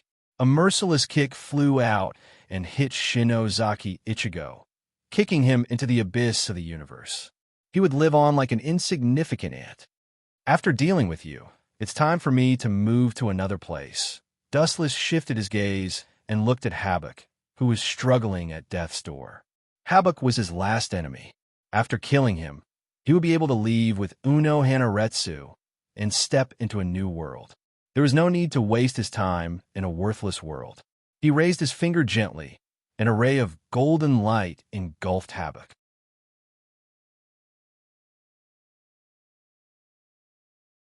Chapter 1238. Havoc wasn't Shinozaki Ichigo. Their strength was on a completely different level. After all, he was also a part of the Spirit King's body. His strength was worlds apart from Shinozaki Ichigo's. "Don't compare me to Shinozaki Ichigo. I'm not an idiot like him," Havoc said proudly. A cold light flashed in his dark red eyes, and a murderous glint flickered in them. Those overlapping eyes were extremely disgusting, but it was Habakkuk's greatest trump card against Dustless. You're actually the same as him. There's no difference. No, you're not even comparable to Shinozaki Ichigo. Staring at Habakkuk, Dustless shook his head and praised. Shinozaki Ichigo might be a simpleton, but at least he has the tenacity to fight and not give up. You, on the other hand, are just a clown hiding behind the scenes, a piece of trash who only dared to make a move today. Humph, this is called enduring humiliation for the greater good. Habakkuk argued, his face red. However, Dustless ignored him. He stared at Jugram with a gloomy gaze. What are you trying to do? Seeing that there was something wrong with Dustless's eyes, Habakkuk felt that something was wrong. Dustless's thirsty gaze was piercing his soul. Could it be that this guy wants to, realizing that something was wrong, Habakkuk's body turned cold. He suddenly guessed Dustless's terrifying intentions. Just as he was about to rush to Jugram's side, it was already too late. A red barrier rose from the ground, binding Habakkuk within it. 6 Crimson Suns formation. Habakkuk within the barrier was furious. He gathered all his strength and attacked the barrier. Boom, boom, boom. He raised his sword high, and with a raise of his hand, he unleashed a near-invincible attack. A hole was cut in the sky, but it couldn't even shake the barrier that was as thin as a cicada's wing. Everything was in vain. Just watch quietly. You're next. There's a Habakkuk. Dustless glanced at Habakkuk coldly, then landed beside Jugram. The latter was expressionless, and he was very quiet. He was no different from a rock. Looks like you don't have any last words. Jugram remained silent, and Dustless didn't waste any words either. His body was like a hole, and countless drops of black liquid flowed out, flying towards Jugram in liquid form. This is... Jugram's face darkened slightly, revealing a cautious look as he said, "This is the power of a spirit king? You actually know him?" This time, it was Dustless's turn to be shocked. Stunned, he said, "You actually know that this is the power of a spirit king?" Even a captain-level Grim Reaper might not know what this thing was. Now that Jugram knew its name and origin, it could only mean one thing. Looks like it's just as I guessed. You're also a part of the Spirit King's body. Oh no, all of you are also a part of my power. Dustless smiled. This would explain why Jugram knew that this was the power of a Spirit King. Since you know that this is the power of the Spirit King, then quickly become a part of my power. Dustless's voice fell, and the pitch-black Spirit King on the ground suddenly increased in speed. Swoosh, swoosh, swoosh. Naturally, Jugram would not wait for death. With a wave of his hand, he sent out several powerful slashes. However, the slash that gave him high hopes brought back great disappointment. The pitch-black Spirit King torrent was like rubber, extremely tough. Not only did the huge slash not tear apart the Spirit King torrent, it even bounced back Jugram's slash. Damn it. Even with Jugram's temperament, a sinister look flashed across his face as he hurriedly waved his blade again. Boom, boom, boom. With a swing of his hand, the slashes that were bounced back turned into ashes. They were completely destroyed by Jugram, causing a large amount of dust to fly up. Phew, that was a close call. Jugram heaved a sigh of relief. Spirit particles surged, and just as he was about to disperse the surrounding smoke and dust, the black light that filled the sky fell down. A close call? Are you an idiot? It's already game over. Without giving Jugram a chance to refute, the flames engulfed him. Heavenly reflection. Caught off guard, Jugram was engulfed by the black flames. His miserable cries pierced through the lazy white clouds in the sky and spread to every corner of Soul Society. If I say it's over, then it's over. Dustless chuckled and controlled the Spirit King to move towards Jugram. Very quickly, Jugram evaporated. His body seemed to have melted and turned into the same Spirit King's power. Gotcha! A gap appeared in the 6 Crimson Yang formation. Dustless stepped into it and stared at Jugram, who was in despair. His body felt light. Everything would end here.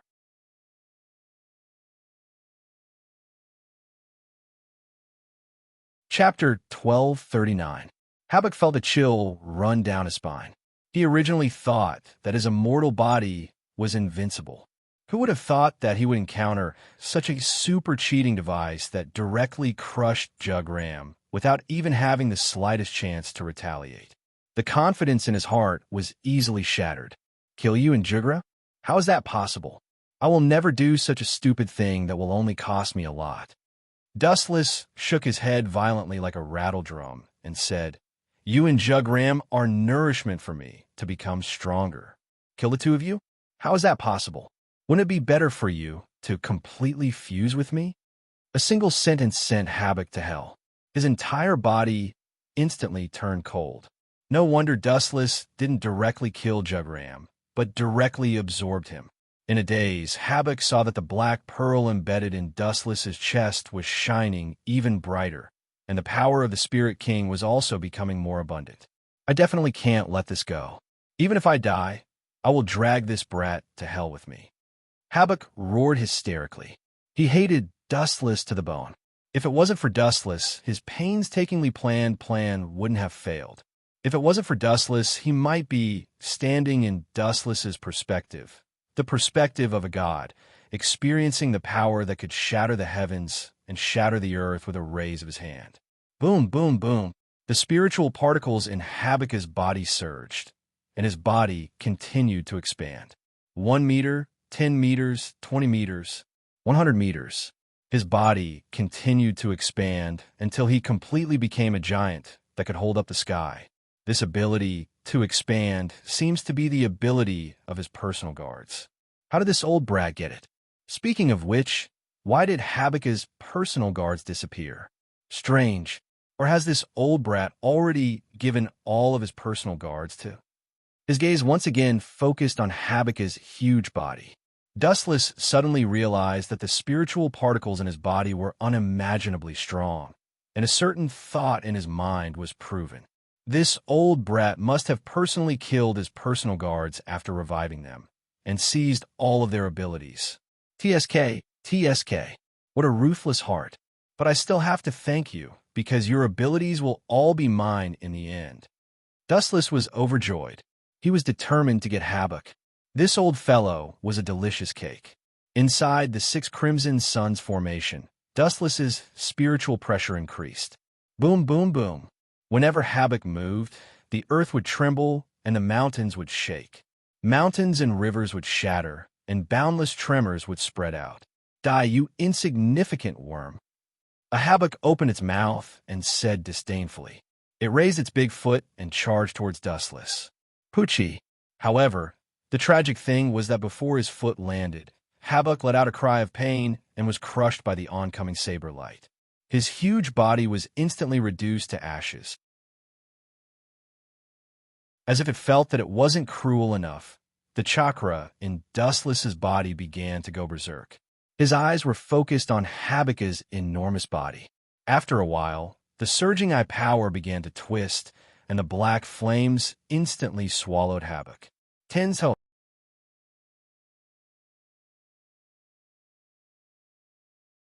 Chapter 1240.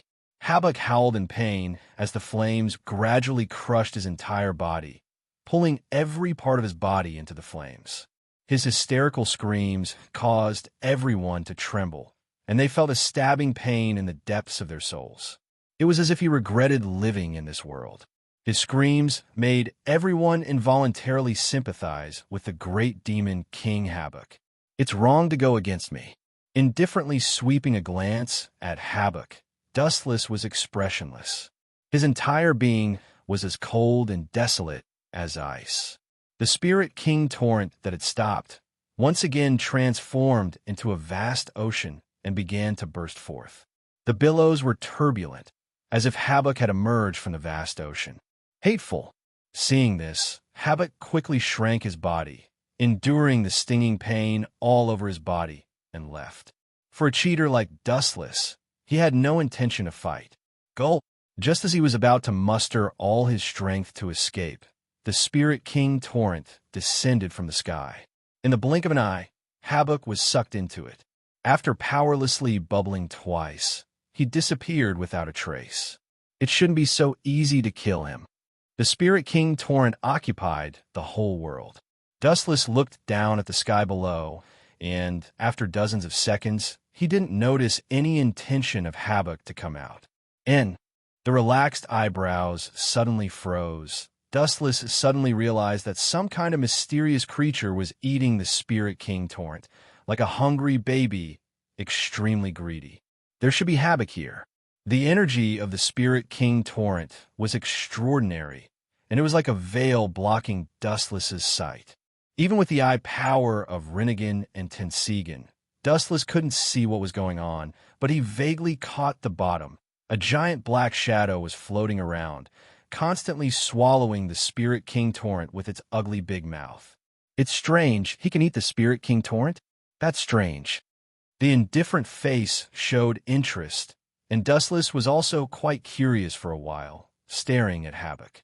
When his attention was focused on Havoc again, he suddenly realized that he had disappeared, inexplicably disappeared. Ha ha! You want to kill me? It's not that simple. In the depths of the Spirit King torrent, Havoc looked up at the sky and noticed Dustless's puzzlement and immediately showed an arrogant smile. However, Havoc didn't feel proud for long. His body underwent a huge change, and the smile on the corner of his mouth stopped abruptly.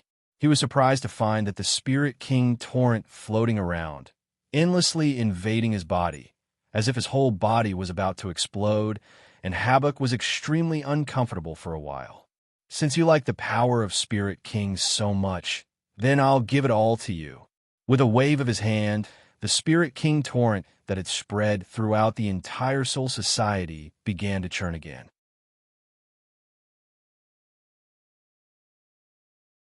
It was as if it had been hit by a level 10 wind, setting off huge waves, black waves dozens of meters high. There was only one target to attack, Havoc. Bang, bang. Havoc began to sway. The waves came one after another, continuous and unending.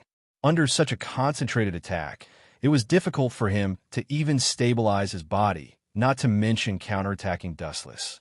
Especially with the Spirit King's power that was constantly pouring into his body, he had almost reached a bottleneck. He was very close to exploding and dying. Ka. In the end, Havoc was unable to withstand the powerful force and finally exploded. His entire body turned into a pool of blood and disappeared without a trace. You bastard! A Havoc roared with all his might, his tone filled with endless hatred. At the same time, the Spirit King torrent that occupied the ground had completely disappeared, as if it had never appeared. On the other hand, Havoc only had his head left. Ah! I spared your life, yet you didn't even say a word of thanks. Instead, you're annoyed with me endlessly. You're really an animal. Dustless landed on the ground with a smile on his face. I spent a lot of effort to keep you alive. Do you have any last words? With Havoc as corpse, all of the Spirit King torrent transformed into a part of Dustless's power and returned to the black energy ball embedded in his chest. Last words? My only last words are to hold on to you. Woo-woo. Before Havoc could finish his clamor, a huge foot descended from the sky, revealing Dustless. With that, the Spirit King torrent under Dustless's feet became agitated again. With Havoc as head, it was like a black hole that attracted the Spirit King torrent, constantly eroding it until it turned into nothingness. Time flew by, and in a flash a few days had passed. Dustless had also finished dealing with the matters of Soul Society, and it was time to leave. At this moment, in the system world, there were a few more female confidants. Uno Hanalai, Matsumoto Runju, Shumu Rukia, Nero, Hellable, and the others were all present. Wuchen didn't care about their actions. Without any restrictions, they walked around casually. There was nothing wrong with getting to know other people. Linger, are you going to change to the next world? On the lush green grass, Dustless asked curiously with a piece of tender grass in his mouth. Yes. The girl nodded lightly, stroked the hair beside her ear, and smiled mysteriously. The power system might not be as good as yours, but you might find it interesting. I hope so. Dustless revealed an expectant smile. He rubbed his beautiful black hair, took a deep breath, and said, Then let's start as soon as possible. Although you are very strong now, when you pass through the space tunnel, you still have to be careful. Ling Er kindly reminded. The universe was incomparably vast, and there were too many mysterious creatures. There was nothing wrong with being careful. Don't worry about this. I will definitely pay attention.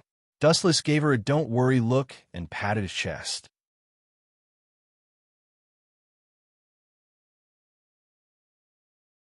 Chapter 1241. Komodo, Gakuin in the endless black abyss. There was only eternal darkness and dead silence. Linger, that bastard. Could it be that there was an accident during crossing? In the dead dark space, a ripple was set off. Dustless looked around speechlessly.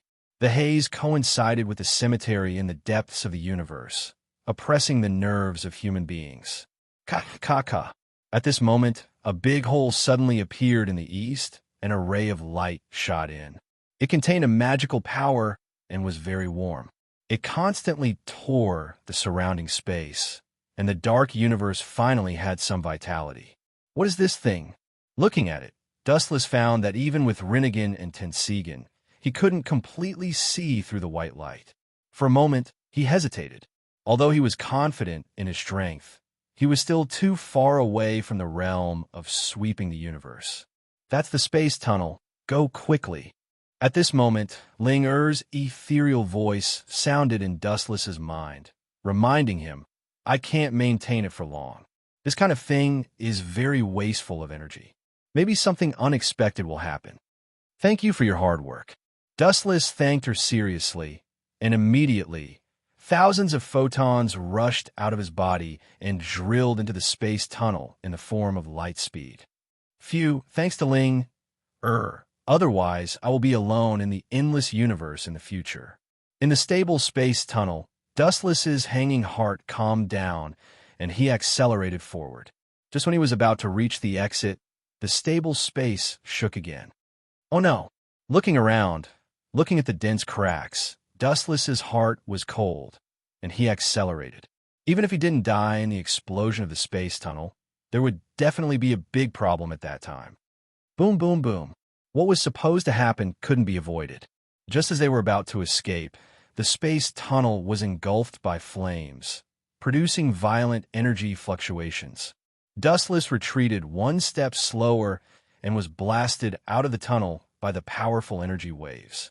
In a strange world, thousands of miles of dark clouds, the sun was clear, and the whole world was full of vitality. It was very different from the world Dustless lived in before. It was much more stable and harmonious. Boom! A swarthy young man fell from the sky and crashed into the shade of a tree. His face was pitch black, like a miner who had just come out of the ground. But even so, the young man's handsome facial features were hard to hide. His tall nose and chiseled face were especially attractive. Without a doubt, this person was Dustless. Just as he had expected, it would be very difficult for the spatial tunnel explosion to kill him. At most, it would bring him some trouble. Coincidentally, two young girls were passing by. Era, it's an unfamiliar face. Is he a new student? But what's with this getup? That doesn't seem to be the case. The black-haired girl with a ponytail lowered her head, exposing her perfect jade-like legs to the air. Her bright, jade-like face stared fixedly at Dustless. Her bright eyes turned as she pondered over Dustless's origins. He doesn't look like a bad guy. Beside the black-haired girl, a melodious voice came. Her blood-red hair cascaded down like a waterfall, like the stars in the sky. Wherever the girl went, her eyes would follow. The two of them were the head of the supernatural department, Riaz Gemengli, and her subordinate, Junai Himejima. Let's leave him in the academy for now. Looking at Dustless's face, after a moment of silence, Riaz said decisively, prepare a set of school uniform for him and let him become a student of Kamigami Academy. Head, this seems to be against the rules. We leave everything to me. Without giving Junai Himejima a chance to refute, Riaz's bell-like chuckle was intoxicating. This, Junai Himejima frowned and hesitated. Looking at Riaz's face, she gritted her teeth and said, Head, Although this young man doesn't look like a dangerous person, I still think it's necessary to keep an eye on him. It's too dangerous to leave him in Kamigami Academy. Isn't putting him in Kamigami Academy the best way to keep an eye on him? Even if he does something out of line, we'll be able to detect it immediately. Riaz brushed her hair and put her hands on her hips as she said in an imposing manner, "Send him to the Supernatural Research Lab for now. I'm sorry, Janai. You might have to work hard for a while. I'll leave this guy in your care, and I'll compensate you for your holidays." "No problem, Head." Dustless struggled to open his eyes and vaguely heard the conversation between the two girls. The energy that he secretly gathered dissipated, and he didn't catch the hostility between the two, so he just let it be. Time flew by, and in the blink of an eye, half a month had passed. In the dimly lit room, Dustless's closed eyes suddenly opened, revealing a deep gaze. Looking at the busy girl, he murmured, "Miss Junai, is there anything to eat?" Hearing this old voice, Junai Himejima, who was cleaning, was stunned. She was sure that she didn't know this unfamiliar voice, but it was unexpectedly friendly. She subconsciously looked in the direction of Dustless. "You're finally awake." Seeing Dustless stand up and stretch, Junai Himejima let out a sigh of relief. For the past half a month, she had spent a lot of effort taking care of the unconscious Dustless. Suddenly, she realized something and asked, "You call me Junai? That's strange. How do you know my name?" "I heard your conversation on the day I was unconscious. As for my name, please call me Dustless. Please take care of me in the future."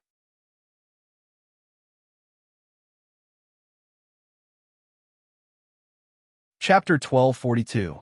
Junai stared at Dustless curiously. To be honest, she was very curious about this unexpected guest. Dustless? What a strange name. Her jade-like fingers gently touched her chin. Junai's playful expression was rather adorable in Wu Chen's eyes. "This name is indeed strange, but I don't think I need to pay attention to such a small matter."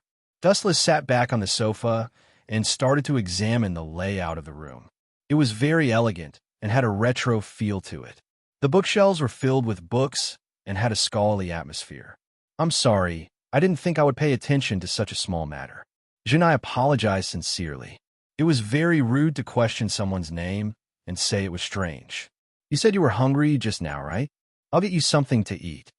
Dustless lowered his head and thought about his current situation. He frowned and laughed bitterly in his heart.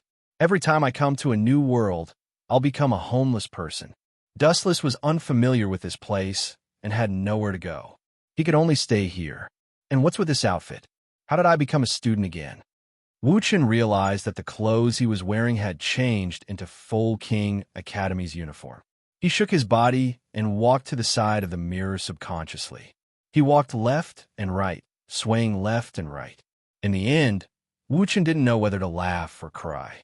He realized that the brand new uniform fit him perfectly. Alala, it looks very fitting. It's beautiful." Junai smiled as she walked over with the pastries. Her eyes were filled with surprise. Dustless was still covered in dirt half a month ago. Now that he had changed into a new uniform and had a mature temperament, he gave people a feeling that his eyes were shining. He had a sharp eye that could compete with Kiba or even surpass him. It was as if he had seen through the past. It was not something that Kiba could compare with. Dustless nodded as he looked at the exquisite pastries. They looked good and probably tasted good. He walked over and was about to pick up a piece when Junai suddenly bent over and started to make tea. "TSK. Young ladies these days are all very promising." Because he was looking down from above, Junai's snow-white skin was exposed to Dustless's eyes. It was a feast for the eyes.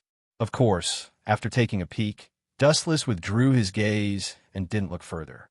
"All right, you're also a student of Chariot King Academy now." Sitting gracefully on the sofa, Junai said with a smile. She felt that Dustless was getting more and more pleasing to the eye. The only thing that she didn't dare to compliment was that Dustless looked rather thin and small. His strength shouldn't be that strong. "Thank you." Dustless thanked him seriously. Then, an idea flashed through his mind, and he said, "I wish to join the Supernatural Research Department." This, Himejima Jurai was stunned. Obviously, he hadn't recovered from his shock. He stuttered for a long time, but didn't say anything. Sorry, that won't do. Junai's tone was apologetic, and his attitude was unusually firm. Why? Don't tell me you guys are discriminating against me? Dustless asked. He looked up and down and didn't feel like he had done anything wrong. That's not it, but our supernatural research department isn't accepting people anymore. Junai rubbed her temples. She had a headache and didn't know whether to laugh or cry. She couldn't just tell a human that all who joined were demons, and a human like him wasn't suitable. Bang, bang, bang. Right at this time, a violent exchange of punches and kicks attracted Dustless's attention. Walking to the side of the window and looking at the two figures fighting, a hint of surprise flashed across Dustless's eyes. Not bad. After a while, Dustless nodded. Indeed, Himejima Jurai agreed with a smile. Her beautiful eyes narrowed into a line. She looked very cunning. It's actually possible to join the Supernatural Research Department, but you have to defeat one of them. Zhu and I purposely made things difficult for Dustless, wanting him to back off. Hearing that, Dustless had a strange expression. He blinked and asked with interest, "Are you sure you won't regret it?" "Of course I'm sure. As long as you can defeat either Yudu or Kitten, I'll invite you to join the Supernatural Research Department." Half a month ago, another heavenly voice was heard. Riaz, who just finished bathing, walked out of the bathroom. Her tall and slender figure was exposed. She was only wearing a simple bathrobe, and half of her breasts were exposed. When she walked, her breasts looked like they were going to fall out of their sockets. The girl's figure was perfect, as if it was deliberately sculpted by the heavens. Dustless couldn't find a single flaw, as if it was created by the heavens to discourage people. That confident and noble aura, as well as that perfect face, even a veteran like Dustless couldn't find fault with it. TSK. Dustless smiled, and his calm eyes lit up. If that's the case, then let's begin. You're quite confident. Tilting her head, Riaz's interest was piqued. She looked at Himejima Jurai and said, "Go and call them over. You can choose one of them. If you defeat either of them, I'll allow you to join the Supernatural Research Department." "No need." Dustless shook his head. He didn't seem to understand, but he seemed to have given up in fear and lost interest. "Are you planning to give up on this competition?" Riaz let out a sigh of relief. She was quite troubled. Dustless was just a normal human, and if she accidentally injured him, it would be even more troublesome. Just as she was about to use her ability to erase Dustless's memory, she almost lost her balance due to the sudden sentence. Her eyes widened, and she looked at Dustless in shock. "What I mean is, choosing one of them is too troublesome. Why don't we make it simple and let both of them come at me together?"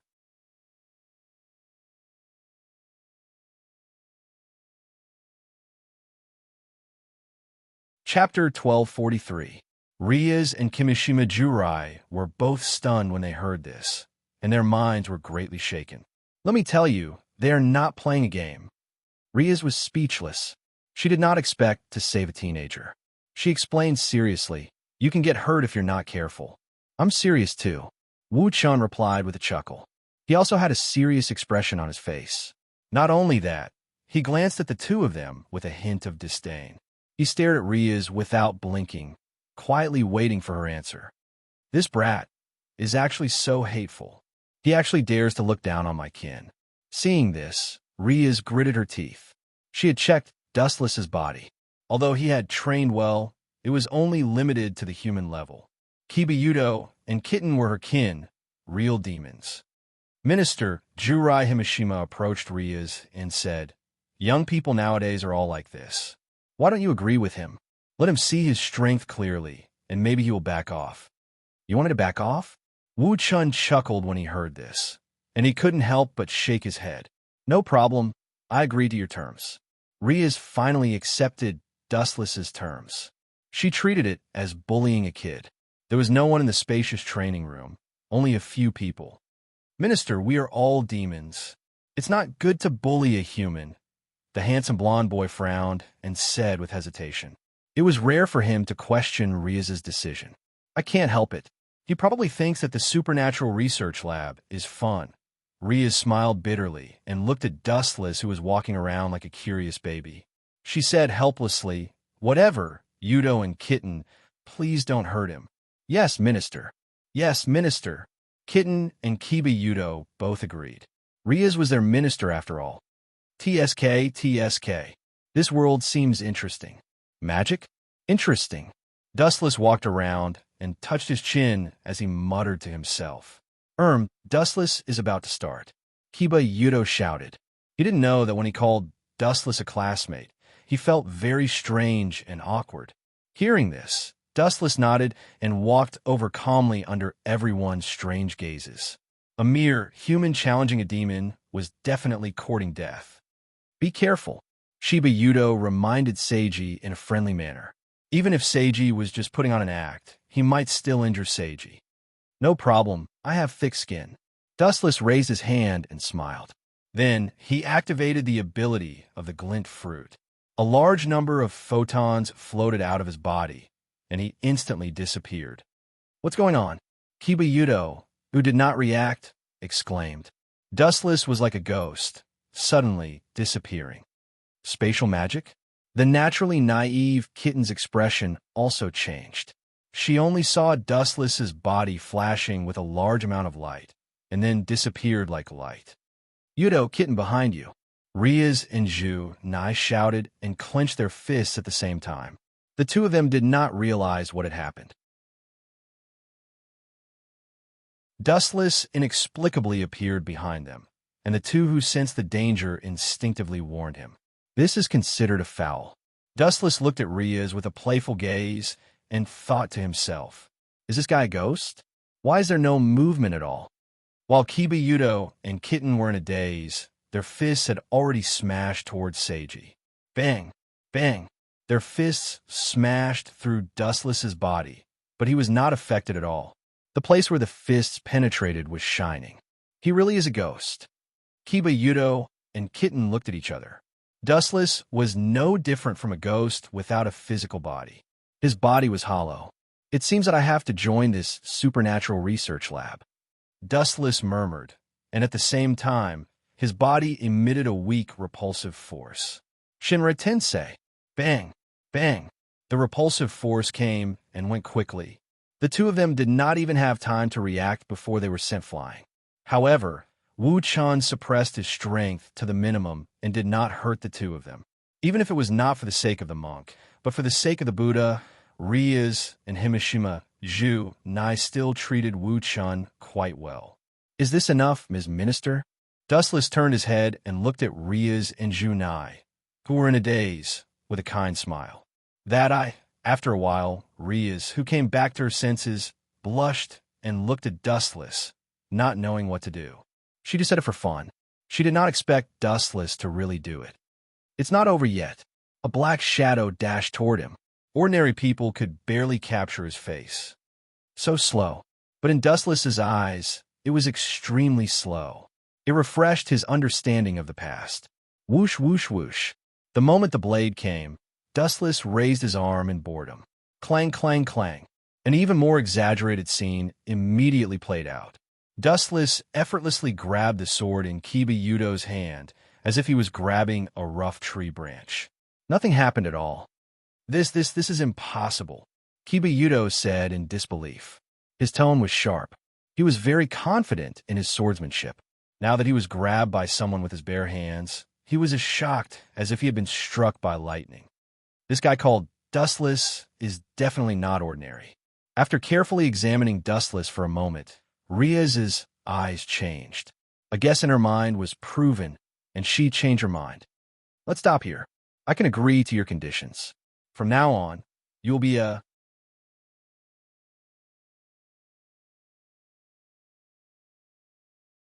Chapter 1244. Dustless said softly. He did not expect Riaz to agree so readily. What is this little girl planning? Dustless was curious. He felt that there was a conspiracy, but after thinking about it, he decided to let it go. Absolute power could crush everything. My name is Riaz Gimli, and I am also the head of the Supernatural Research Lab. You will be one of our members in the future. Riaz walked gracefully to Dustless. Her expression was friendly and her figure was graceful. Her every move was full of seductiveness. The young girl exuded a fresh and refined temperament. It was very ethereal, seductive, but not seductive. Hearing this, Dustless nodded. Just as he opened his mouth to ask about something, Riaz spoke first. There must be some unknown divine artifact in your body. Riaz's words hit Dustless hard. He was a being that was no less than a god. Why would he need something like a divine artifact? Shaking his head, Dustless pretended not to know anything and asked, "Divine artifact? That's a ghost. It's a long story. Let's talk in the room." Riaz beckoned Dustless to come to her side. Her actions were much more intimate. Looks like no matter which world it is, power is indispensable, Dustless muttered to himself. Only with power would one be respected. This was the law of all dimensions.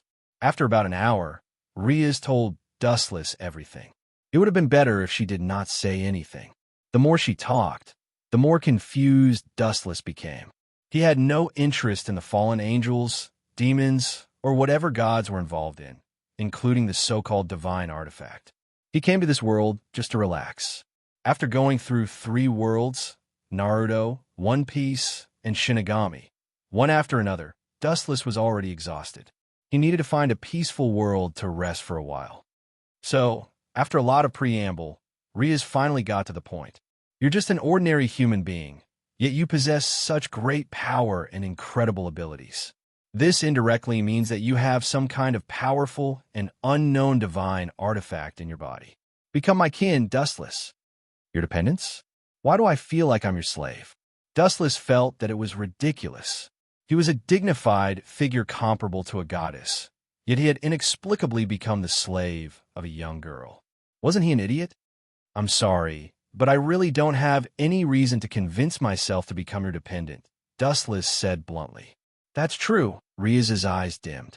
A person who had awakened a divine artifact to become her dependent was something Riaz herself would not do. But since I'm one of the students of the Supernatural Research Lab, if the head needs me, I won't refuse, Dustless said with a chuckle, his tone sincere. After all, Riaz had helped Dustless once. If she had not taken in Dustless, he might have been thrown out while he was unconscious. Dustless also had a big problem that he needed her help with.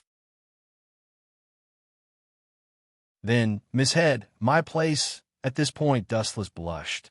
It was his first time here, and he did not even have a place to stay. Allah, Allah, Allah.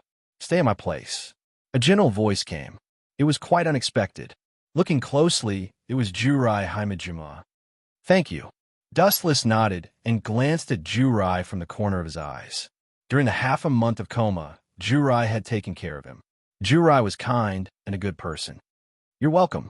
Jurai Himejima's eyes narrowed into crescents. His gentle face made people let down their guard, but Dustless caught a different meaning from his expression. This is a covert surveillance, right? It's not boring enough. Go ahead and have fun. Wu Chun shook his head secretly. He came to this world just to relax and live an ordinary life. He had had enough of the scheming and intrigue and the cruel war of life and death in the past. All right, you and I are both in the 3rd grade. We're even in the same class, and we're even desk mates. Riaz chuckled. The smile in her eyes was seductive. This is also a covert surveillance, right? Do young girls nowadays like to scheme so much? If that's the case, I might as well play with you. It'll be a way to relax. Dustless was relieved. His pale face was adorned with a gentle smile. Thank you, Miss Head. Since we're all under the same roof, you can call me Riaz like the others. Is that so? Then I won't stand on ceremony. Riaz, school only ended when it was close to noon. Dustless and Jurai Himejima went home side by side. When he stepped out of the Coal King Academy, Dustless attracted a lot of attention. Allah, Allah, Allah. You seem to be very popular, much more popular than you do. Hearing that, Dustless acted calmly and said softly, I'm used to it. No matter where I go, I'm always like this. You, Jurai Himejima, was speechless. She did not expect Dustless to be so thick-skinned. It was just a compliment, but this guy accepted it shamelessly. Let's go. Ignoring the gazes around him, Dustless left with an unnatural expression. What he said before was the truth. No matter which world it was, he would always be the center of attention. Damn handsome guy. He just came, and he already got Jurai Himajima. Even though they were 100 meters away, Dustless could still hear the complaints from afar. Looking over, it was the world's most famous scumbag trio. Hiruto Issei, who was called Brother Chung, and his two best friends. You're tuning into the Romance Rendezvous YouTube channel. We're so grateful for your support, and don't forget to subscribe to join us on this incredible journey through captivating stories. Your generosity through donations truly makes a world of difference, as it's the primary source of revenue that allows me to expand and enhance this channel for you. Thank you from the bottom of my heart for being a part of this adventure.